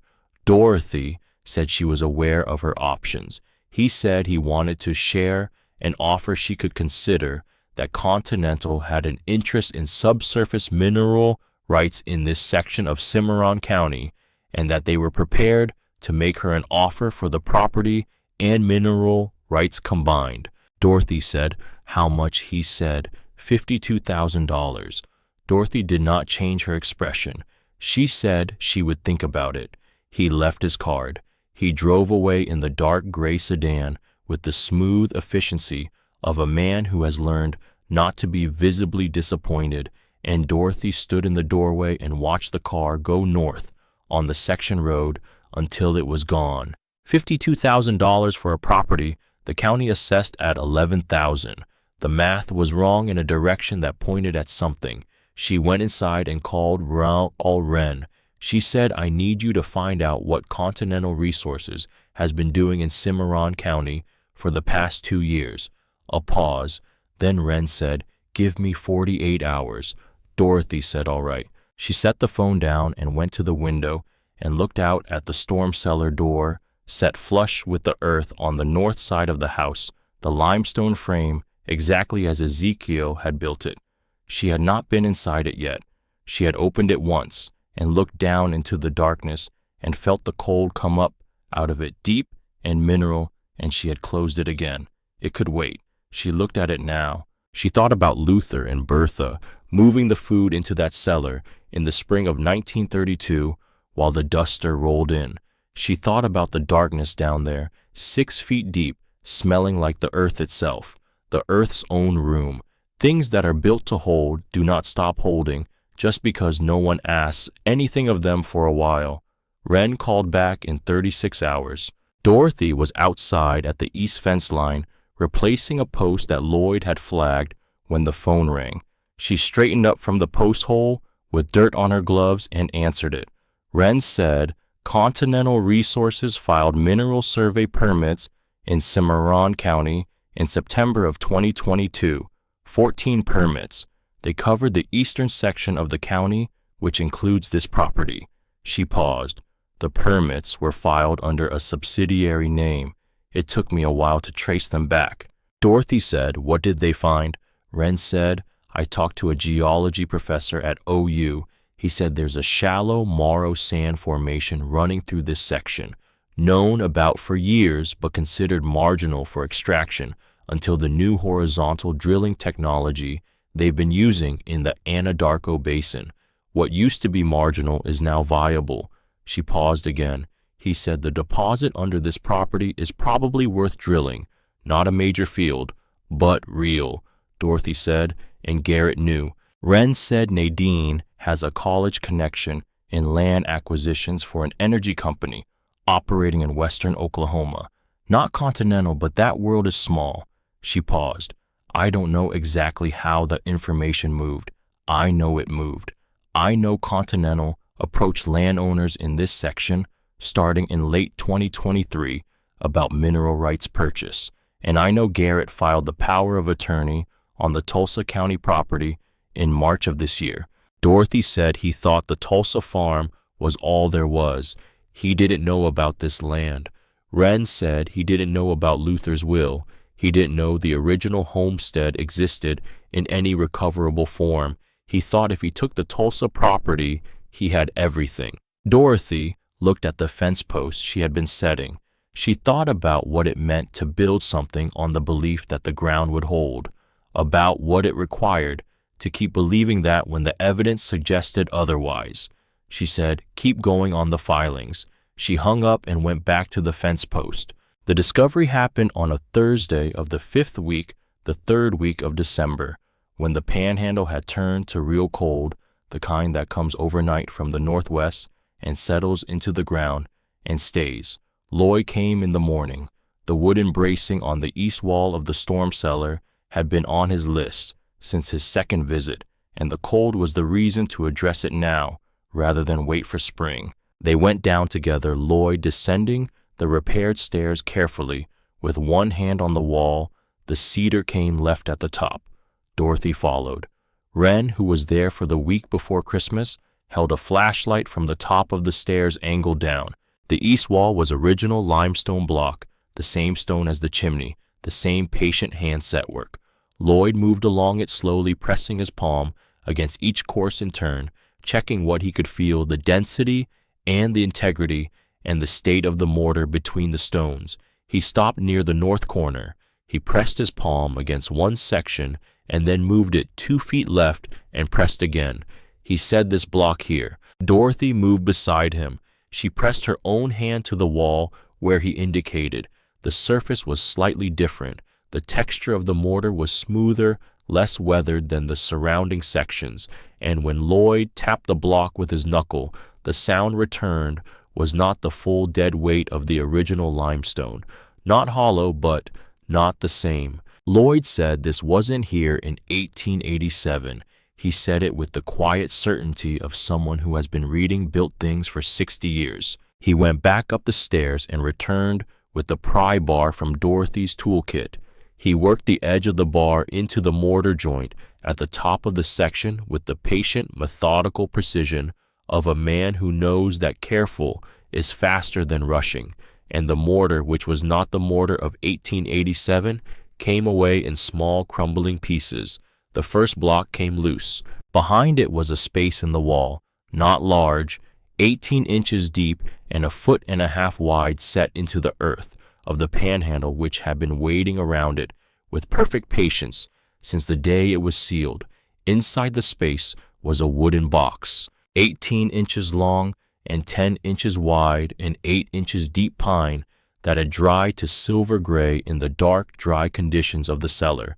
The lid was fitted, and along its seam ran a line of red wax, flattened and cracked in places by the years, but still largely intact. On the top of the lid, burned into the wood with something hot and deliberate, 3 letters EHH, Ezekiel Harmon Homestead. Dorothy stood in the cold mineral dark of the storm cellar and held the box for a moment before she moved. They brought it up into the light. Dorothy set it on the kitchen table, where the December light came through the south windows, thin and flat and very clear. She and Wren and Lloyd stood around it. Outside, the wind was doing what it always did. Dorothy broke the wax seal with the flat-head screwdriver from Walter's red toolkit, working slowly around the seam. She lifted the lid. Inside, wrapped in oilcloth that had gone stiff and brown, and beneath the oilcloth, a layer of muslin, and beneath the muslin, the contents, each one nestled with the care of things that someone wanted to arrive intact. Wren lifted them out one at a time. The first was a folded document, large format, heavy paper, with the quality of official federal printing. Dorothy unfolded it carefully because the paper was old and dry and wanted to crack at the creases. It measured approximately 18 by 24 inches when fully open, and at the top, in the formal typeface of a 19th century federal agency, it read United States of America, General Land Office, Homestead Patent, and below that the legal description of the land, 640 acres in Cimarron County Territory of Oklahoma, and the name Ezekiel Harmon, and the date April 14, 1887. At the bottom of the document, above the embossed seal of the Department of the Interior, was a signature, Grover Cleveland, President of the United States. Dorothy looked at that signature for a long time. The President of the United States had signed his name to Ezekiel Harmon's claim in 1887, and Ezekiel had kept this document in a wooden box sealed with red wax in a hidden space behind a limestone wall in a storm cellar he had dug by hand, and the document had been there ever since, through the Dust Bowl and the war years and the tax sale and the 60 years of the county's inattention, through all of it undisturbed keeping. The second item was a smaller folded document, handwritten on both sides of heavy cream paper. Wren unfolded it carefully. She said, "This is the will. Luther Harmon's will, dated November of 1931, written in the controlled penmanship of a man who had learned to write before the Depression and understood that clarity was its own form of respect. The language was plain and precise. The Harmon homestead land, all 640 acres, as described in the original patent of 1887, should pass to whichever descendant of Ezekiel Harmon returned to claim it in person, and no subsequent deed transfer, tax action, or legal proceeding of any kind should be understood to override or nullify this intent, which was the intent of a man who understood that land has a memory longer than paper, and that what a family builds on a piece of ground does not end because a county has taken it for taxes." Below the text, Luther's signature, and below that, 2 witness signatures from 1931. The third and fourth items were letters. The first letter was on a single page, the handwriting larger and more deliberate than the rest, the writing of a man who wrote with his whole hand using the full reach of his arm, Ezekiel. The ink had gone to brown with age but was legible in the winter light from the window. Dorothy read it aloud. Her voice was level and she did not hurry. "To whatever child of mine reads this in a time I cannot see, I am writing this in the autumn of the year.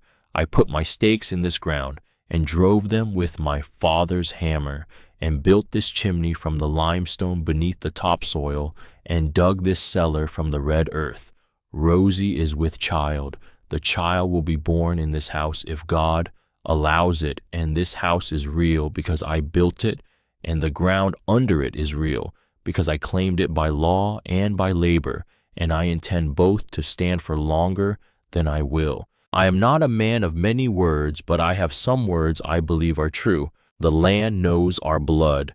It holds the names of the people who broke it and worked it and built on it, and it holds those names in its dust and in the limestone, under the dust, and in the water below the limestone.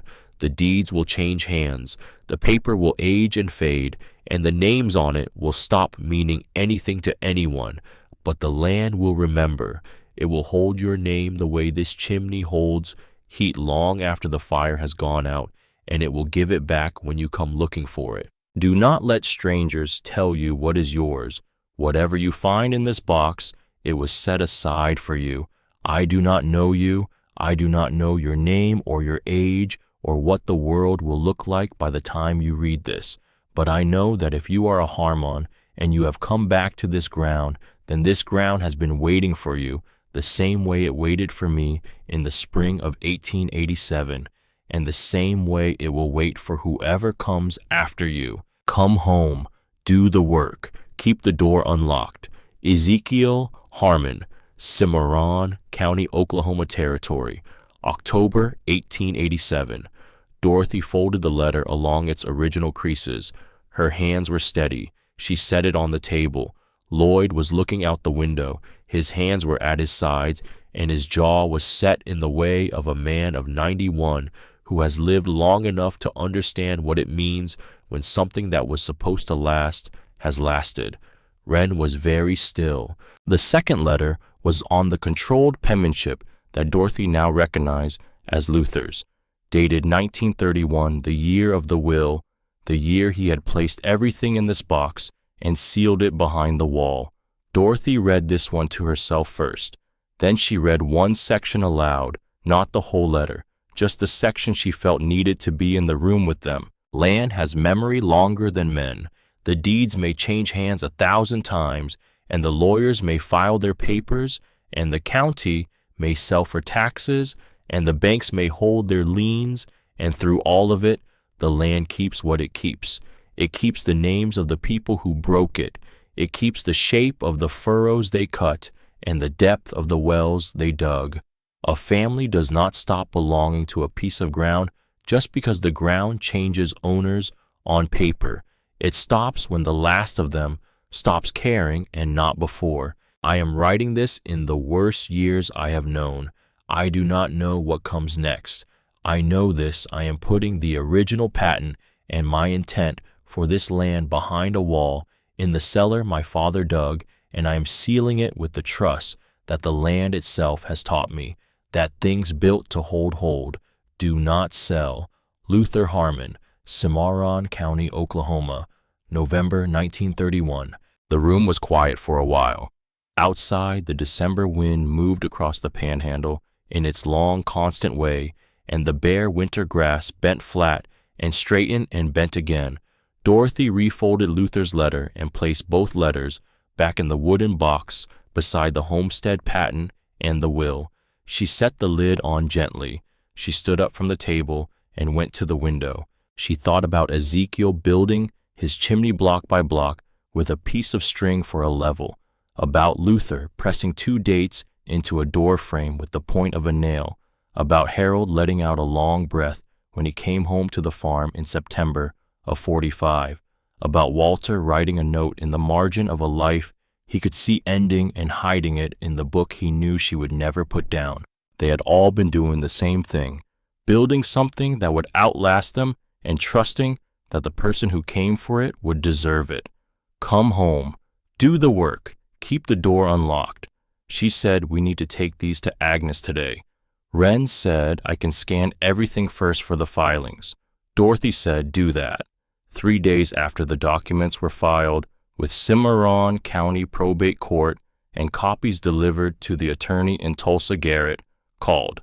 Dorothy was at the kitchen table with her morning coffee when the phone rang. She looked at the screen. She picked it up and answered it and said nothing. Garrett said, "Mom." His voice had the quality of a voice that has been prepared, careful, measured. "I heard about the filing from the Tulsa attorney. I think we need to talk." Dorothy said, "All right." A pause. He had expected something different from that simple agreement, either resistance or eagerness, and she had given him neither. "I could come out there, to where you are, if that would be okay." Dorothy said, "Come Saturday morning." She hung up. She sat with her coffee for a while and thought about what she felt, going through it carefully without rushing toward a conclusion. Not anger, though she had grounds for anger. Not the particular corrosive grief of a parent whose child has betrayed them, though she had grounds for that too. What she felt was something quieter than either of those and harder to name, the feeling of a thing long overdue that was finally about to happen, and the specific practical quality of her readiness for it. She called Lloyd that evening and told him Garrett was coming Saturday. Lloyd was quiet a moment and said he would be in his north field Saturday morning, the field that ran along her east fence line, and he would be there if she needed anything. Dorothy said she appreciated that. She said she would not need anything, but she appreciated it. He said, "All right." They hung up. Saturday came clear and cold and very still, the kind of December morning in the Panhandle that looks from inside as if it ought to be warmer than it is. Dorothy was up at 5:30, made coffee, read the Bible, put on her good navy coat with the pearl earrings, and was sitting on the porch step with her second cup when Garrett's car came down the section road. He pulled into the lane and sat in the car a moment before getting out. When he did, he walked up the lane with the slightly off-balance movement of a man uncertain of the ground. He stopped in front of the porch step where Dorothy sat and looked at her, and then at the log house, and then at the stone chimney that Ezekiel Harmon had stacked with a piece of string, and 40 years of the landscape around him. He said, "It's old." Dorothy said 1887. He stood with his hands in his coat pockets, and he had the look of a man who had driven 4.5 hours to say something, and now that the moment had come, was not certain he had the right version of it. He said, "Mom, I want to explain." Dorothy said, "All right." He talked for several minutes. He talked about the business and the debts it had accumulated, and about Nadine's situation, which Dorothy understood to mean Nadine's needs and expectations, and he talked about the farm being too much for Dorothy to manage alone, which was something he said with the particular certainty of someone who has never managed a farm and has accordingly formed confident opinions about its manageability. He talked about how he had meant to have a proper conversation with her about the estate, and it had gotten away from him. He talked around the center of what he had done in the circular, deflecting way of someone who is genuinely sorry about the consequences without being fully clear about the nature of the act. Dorothy listened to all of it. When he finished, there was a silence. The Panhandle December air was very still. Somewhere to the north, the sound of a tractor idling low. Dorothy set her coffee cup on the step beside her. She said, "I forgave you the day Nadine packed my bag. I forgave you on the porch in Tulsa County, sitting in the cold before I had even finished reading what was in that envelope." She said it evenly, without drama, the way you state a fact about something you have already completed. "I want you to understand that.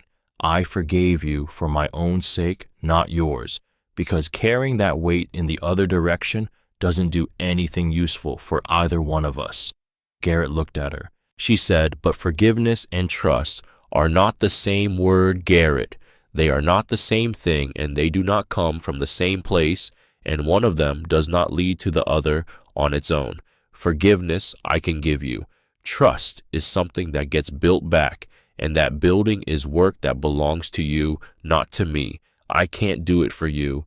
You have to decide whether you want to do it." He stood there with his hands in his coat pockets and the look of a man who had prepared for several versions of this conversation and had not prepared for this one. He said quietly, "What happens now?" Dorothy said, "Now Wren comes." He turned, and Wren was walking up the lane from the section road where she had parked her car. As Dorothy had asked her to, giving them this time first. She carried a folder and walked with the composed focus of someone who has spent months preparing for a moment and knows exactly what she has prepared. Beside her was a man Dorothy had not met, in a good coat and the attentive, quiet bearing of an attorney who has agreed to be present as a formality. "Wren," said Garrett, not a greeting, a presence. She opened the folder. She explained in the clear, organized way of someone who has been preparing for this for 2 years what the Cimarron County probate filing contained, and what the Tulsa County quiet title action alleged, and what the forensic handwriting analysis of the power of attorney had established, and what the notary public's cooperation agreement with the Tulsa County District Attorney's Office meant for the disposition of the criminal aspects of the matter. She said it all precisely and without embellishment and without cruelty, because it did not need embellishment, and cruelty was not the Harmon way. Garrett stood still while she talked. He did not interrupt. He did not look at Dorothy. He looked at Wren with the expression of a man watching a door close that he had been certain was still open. When Wren finished, the attorney confirmed 3 specific points and was quiet. Garrett said nothing for a moment. Then he said to Dorothy, "I didn't know about this place, the original land. I didn't know any of it existed." Dorothy said, "I know." He looked at the log house again, at the chimney, at the storm cellar door, set into the earth on the north side of the house, the limestone frame Ezekiel had built in the autumn of 1887. He looked at all of it the way you look at something when you are understanding for the first time what it is, the weight and the age of it, what it took to make it, and what it means that it has lasted. He said, "I'm sorry." And this time the sorry had a different quality than the one he had brought in the car. It was plain and undecorated and came from somewhere real, and Dorothy heard the difference. She said, "I know that too." He walked back down the lane to his car. He did not look back. He drove north on the section road, and the sound of his engine diminished in the cold December air and was gone. Wren let out a breath she had been holding for most of the morning. Dorothy picked up her coffee cup. She said, "Let's go inside. It's cold." The legal proceedings moved the way they moved, which in Oklahoma means steadily and without spectacle, and according to a timeline that belongs to the law and not to any individual.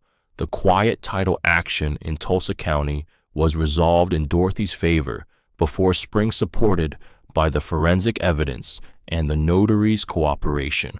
The Cimarron County probate filing, anchored by Luther's 1931 will and the original 1887 patent, proceeded through the probate court with the support of Agnes Pruitt's thorough records and the documentation Wren had assembled over 2 years. Nadine Harmon faced criminal proceedings related to the forged power of attorney. Dorothy declined to make a statement to the media, which declined to notice this restraint and covered it briefly anyway. She had nothing to say for public consumption.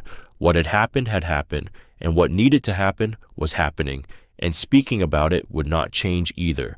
Continental Resources informed, through appropriate legal channels, that the mineral rights they had been working toward were unavailable for acquisition, withdrew Donovan Reese and his dark gray sedan from Cimarron County, and directed their attention elsewhere. The Morrow Sand Formation beneath the original Harmon Homestead stayed where it had always been. The Tulsa County farm came back to Dorothy in February.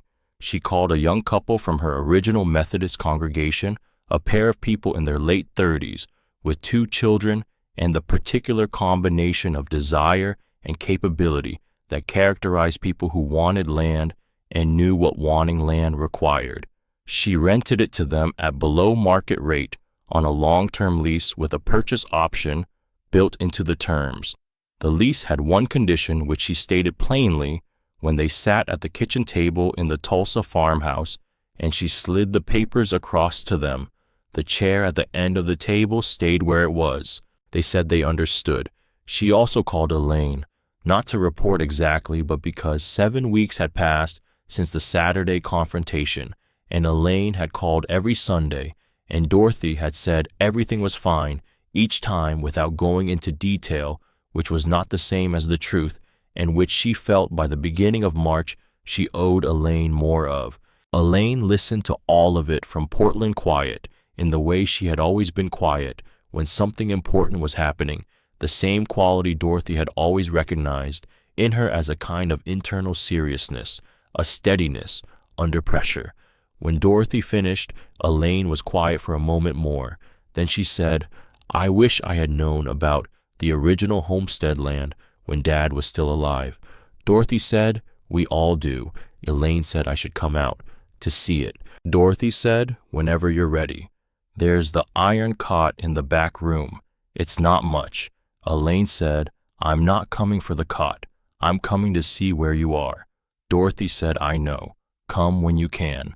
She hung up and sat at the kitchen table of the log house in the early March light and felt the particular warmth of having been known by someone who loves you well, which is different from being loved and equally necessary. The last discovery happened on a Tuesday morning in the second week of January, 6 weeks before Elaine's call, 3 weeks after Garrett's Saturday visit, on a day that was cold and still by Panhandle standards, which meant merely cold. Lloyd came in the morning. He had been coming 3 times a week since November, and the rhythm of his visits had become part of the rhythm of the house. The sound of the faded green Ford on the section road, and the slow, deliberate footsteps on the porch boards, and the cedar cane leaning against the outside wall. He wanted to check the west wall of the storm cellar before the hard freeze that the forecast was predicting for the following week. Dorothy agreed it made sense.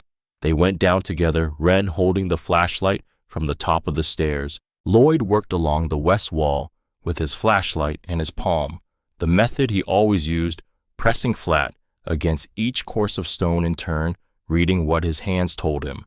Dorothy stood near the stairs and angled the second flashlight toward the wall where he was working.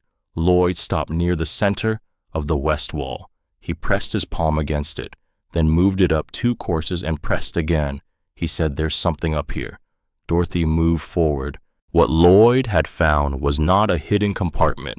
It was simpler than that. Set into the mortar joint between the 3rd and 4th course of stone at approximately eye level was a small object that had been pushed into a gap, and over the decades, the mortar had partially sealed around it, covering it so nearly completely that you would not notice it unless you were running your palm along the wall in good light and felt the slight asymmetry in the joint.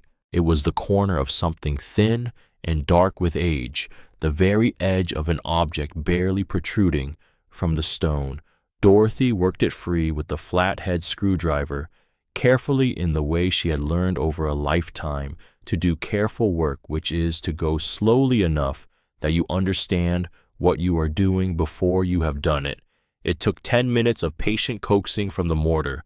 What came free was a small book, smaller than a paperback, more the size of a field notebook, its cover made of a dark cloth that had dried to near leather in the conditions of the cellar. It was held shut by a length of string tied around it twice that broke when she touched it. She brought it up the stairs into the winter light. She sat at the kitchen table and opened it. A photograph album, the small square format of mid-century photography, the black paper pages with photographs held by small corner mounts. The photographs ran from the summer of 1948 to sometime in 1962. She turned the pages slowly. Harold and June on the porch of the farmhouse in Liberal, Kansas, in a summer that looked hot and bright. Harold at the wheel of a tractor with one arm resting on the door and his face turned slightly away from the camera, as if he did not quite trust it. June holding an infant on a kitchen porch, squinting into the afternoon sun, laughing at something outside the frame. 2 small children in winter coats standing in a field with the low gray sky of a Panhandle February behind them. Harold with a group of men at what appeared to be the county fair, all of them with their hats tilted against the wind. June in her kitchen with her sleeves rolled, the particular posed informality of someone who has agreed to be photographed while doing actual work. Dorothy turned pages. She found it near the back of the album. Two people in front of the log house. Summer, the grass behind them briefly green in the way the panhandle grass goes green for a few weeks after the spring rains. The stone chimney over the roofline, the log walls, the exact angle of the south face that Dorothy looked at every morning when she came outside. One of the two people was Harold. She knew him without needing to study the image, the posture and the wide-brimmed hat and the canvas shirt. He was 42 in this photograph, which placed it in the right year, and he was looking at the camera with the direct and patient expression he almost always wore, the expression of a man who is not uncomfortable in front of a camera, but is also not seeking its approval. The other person was a small girl. She was perhaps 3 or 4 years old, wearing a short-sleeved cotton dress, and she was holding Harold's hand, and she was not looking at the camera. She was looking at something to the right outside the frame of the photograph with the complete and total attention that small children bring to whatever has caught their interest, the kind of attention that is physical as much as mental, the whole body oriented toward the thing. Her expression was not excitement, it was something closer to recognition, the expression of someone who has encountered something they already know the shape of, even though they are encountering it for the first time. On the back of the photograph in Harold's pencil, faded to near invisibility, but readable in the clear winter light from the window, Dorothy's first time on the original homestead. She said the storm cellar smelled like the whole earth. Age 4, 1952. Dorothy sat with that for a long time. The log house was quiet around her. The winter light through the south windows was thin and clear. The Bible was on the windowsill where she had been keeping it, the leather dark at the spine, the corners soft. She looked at the little girl in the photograph, who did not know she was being photographed, who was looking at something outside the frame with her whole self, who had said, at 4 years old, standing at the top of these very stairs, while her father stood behind her, that the storm cellar smelled like the whole earth. She had been here. She had stood on this ground and held her father's hand and looked at whatever was outside the frame of the photograph that had captured her, and she had been too young to carry the memory home. But the ground had kept it, the way the limestone kept the heat, the way Luther's dates kept above the door frame, the way the wooden box had kept behind its wall of carefully reset stone for 90 years. She had been here. The ground had been holding her name in its dust and in its limestone and in the cold, deep mineral dark of the cellar that smelled like the whole earth since the summer of 1952. Lloyd was standing behind her. She had not heard him move from the window. He stood and looked at the photograph over her shoulder. He looked at the log house exterior in the photograph, the same south face Dorothy looked at every morning, the same stone chimney. He looked at the small girl in the cotton dress. He did not say anything. He set one large hand on Dorothy's shoulder briefly, the weight of it warm and still and sure, the gesture of someone who has been in enough hard and good moments to know when a moment does not need words. Then he took his hand away and said he was going to check the eaves on the north side before the weather changed. He got his coat from the peg by the door and his cedar cane from beside the stove, and his slow footsteps went across the wide pine floor, and the door opened and the cold came through the room for a moment, and the door closed.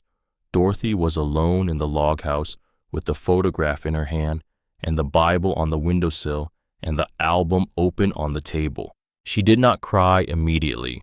She sat with what she felt the way her father had taught her to sit with hard things, the way all of them had taught her, in the quiet, unremarkable manner of people who understand that the feeling is real and deserves to be met honestly and not performed. She sat with the recognition of having been held by a place for 72 years without knowing it, of having a memory that was not accessible as memory but that had been in her the entire time, the way certain things are in the body without being in the mind, the way you know the shape of something without ever having consciously learned it. She thought about what it meant that Harold had put this album here. He had known the compartment in the storm cellar wall. He had put the album in the west wall joint himself in the last year or two before the land was sold, she thought, because the album ran to 1962 and he had sealed it against the stone and the mortar had grown up around it and he had left it, perhaps meaning to come back for it, perhaps knowing he would not, perhaps simply putting it somewhere safe in the understanding that safe was the best he could do. She sat with all of this.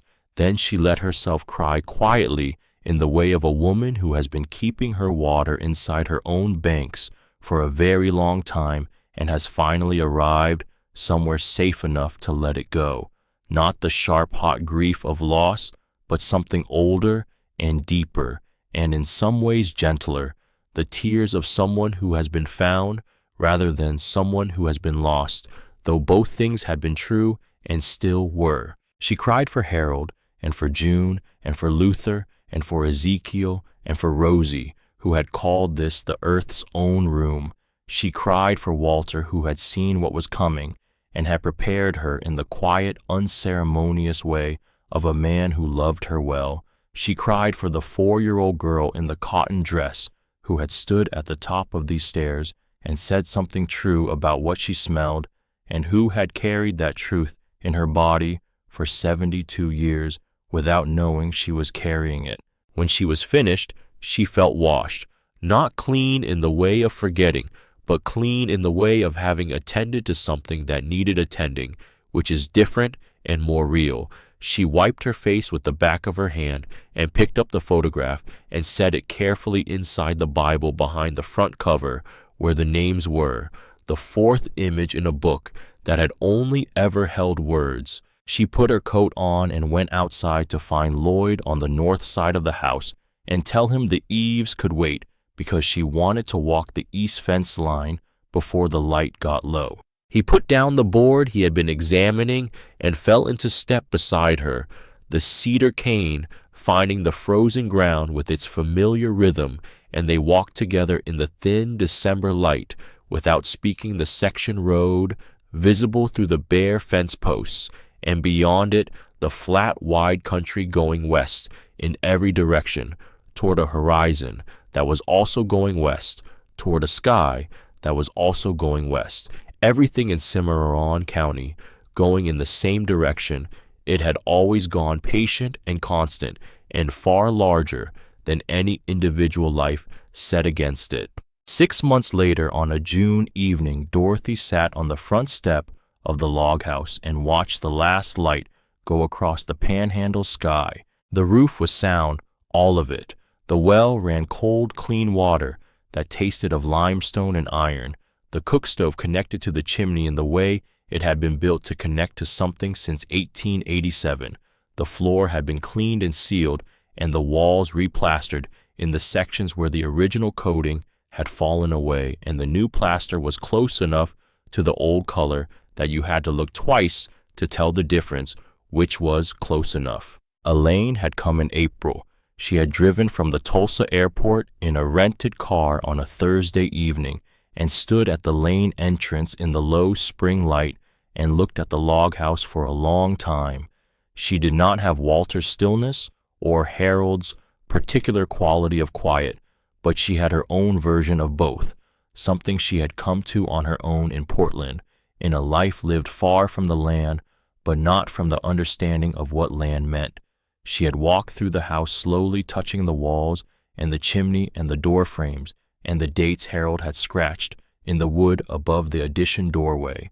She had gone down into the storm cellar with a flashlight and stood at the bottom for a long while. When she came back up, she said the storm cellar smelled like the whole earth. Dorothy said, "I know." Elaine stayed 4 days and helped rehang the south windows and cleaned out the lean-to addition and sat on the porch in the evenings with Dorothy, drinking Opal Gideon's sweet tea. She cried once on the second morning, standing at the kitchen table, looking at the photograph of Harold and the 4-year-old girl, and Dorothy let her and did not say anything about it because there was nothing to say that the photograph had not already said better. When Elaine left, she said she would come back in the fall.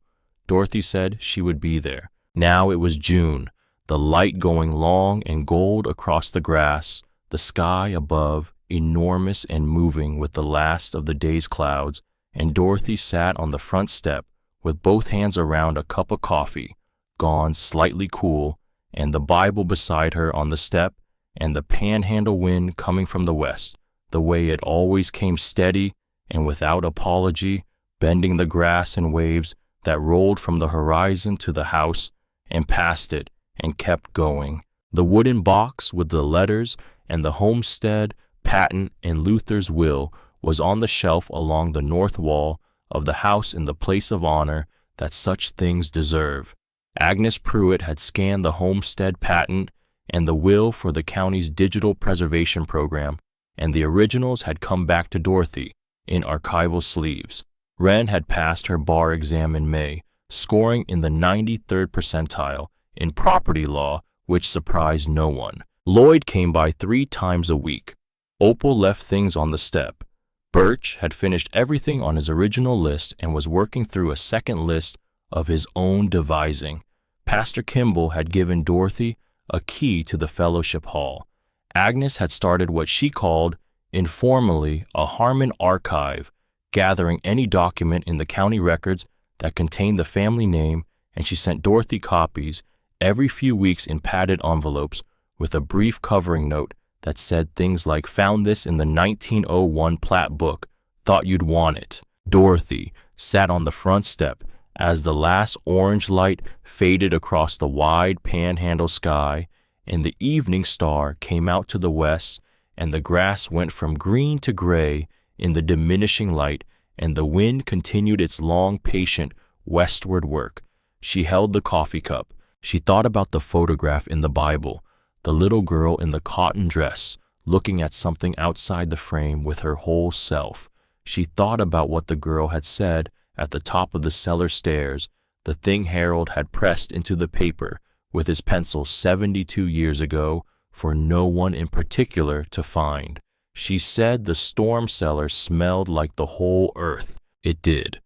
Dorothy had been down into it dozens of times since October to check the bracing and the walls, and because she simply liked it down there, liked the deep mineral cold of it, the particular smell that was unlike any smell above ground, the smell of depth and permanence, and the slow chemical memory of red Oklahoma earth going down and down below the surface into a dark that predated everything. She liked standing in it and looking up the stairs at the square of light at the top and feeling the full weight of 137 years of her family's history in the walls around her and the earth above her head. That is the thing about land. Land does not stop belonging to a family just because the deeds say otherwise. The dust remembers the boots that broke it open in the first place. The wind remembers the names called across the fields at supper time when supper was ready and someone had to bring the children in from the far pasture. The limestone remembers the hands that set it course by course with a piece of string for a level in the long panhandle autumns before the hard freeze came.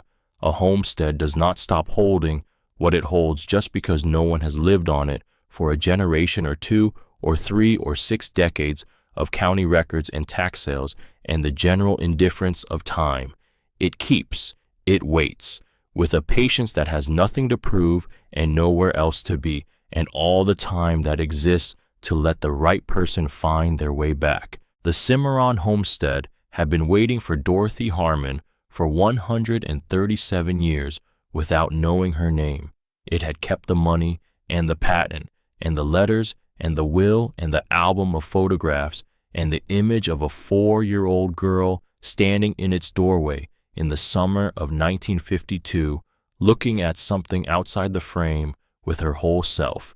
It had kept the date scratched above a doorframe with the point of a nail and the red wax sealed along the lid of a wooden box and the limestone of a chimney stacked by a man with a piece of string and a hammer his father had given him. It had kept all of it undisturbed in the red Oklahoma earth, in the dark behind the limestone wall, and in the cold mineral deep of the storm cellar patient, the way only something very old and very certain of itself can be patient, the way only land can wait. Dorothy Harmon was 76 years old and locked out of the only home she had ever known. She had $1 to her name, and she spent it on a log house on the original Harmon Homestead in Cimarron County, Oklahoma, the ground her great-great-grandfather, Ezekiel, had broken with his hands and his father's hammer in the spring of 1887. It was the best dollar she ever spent,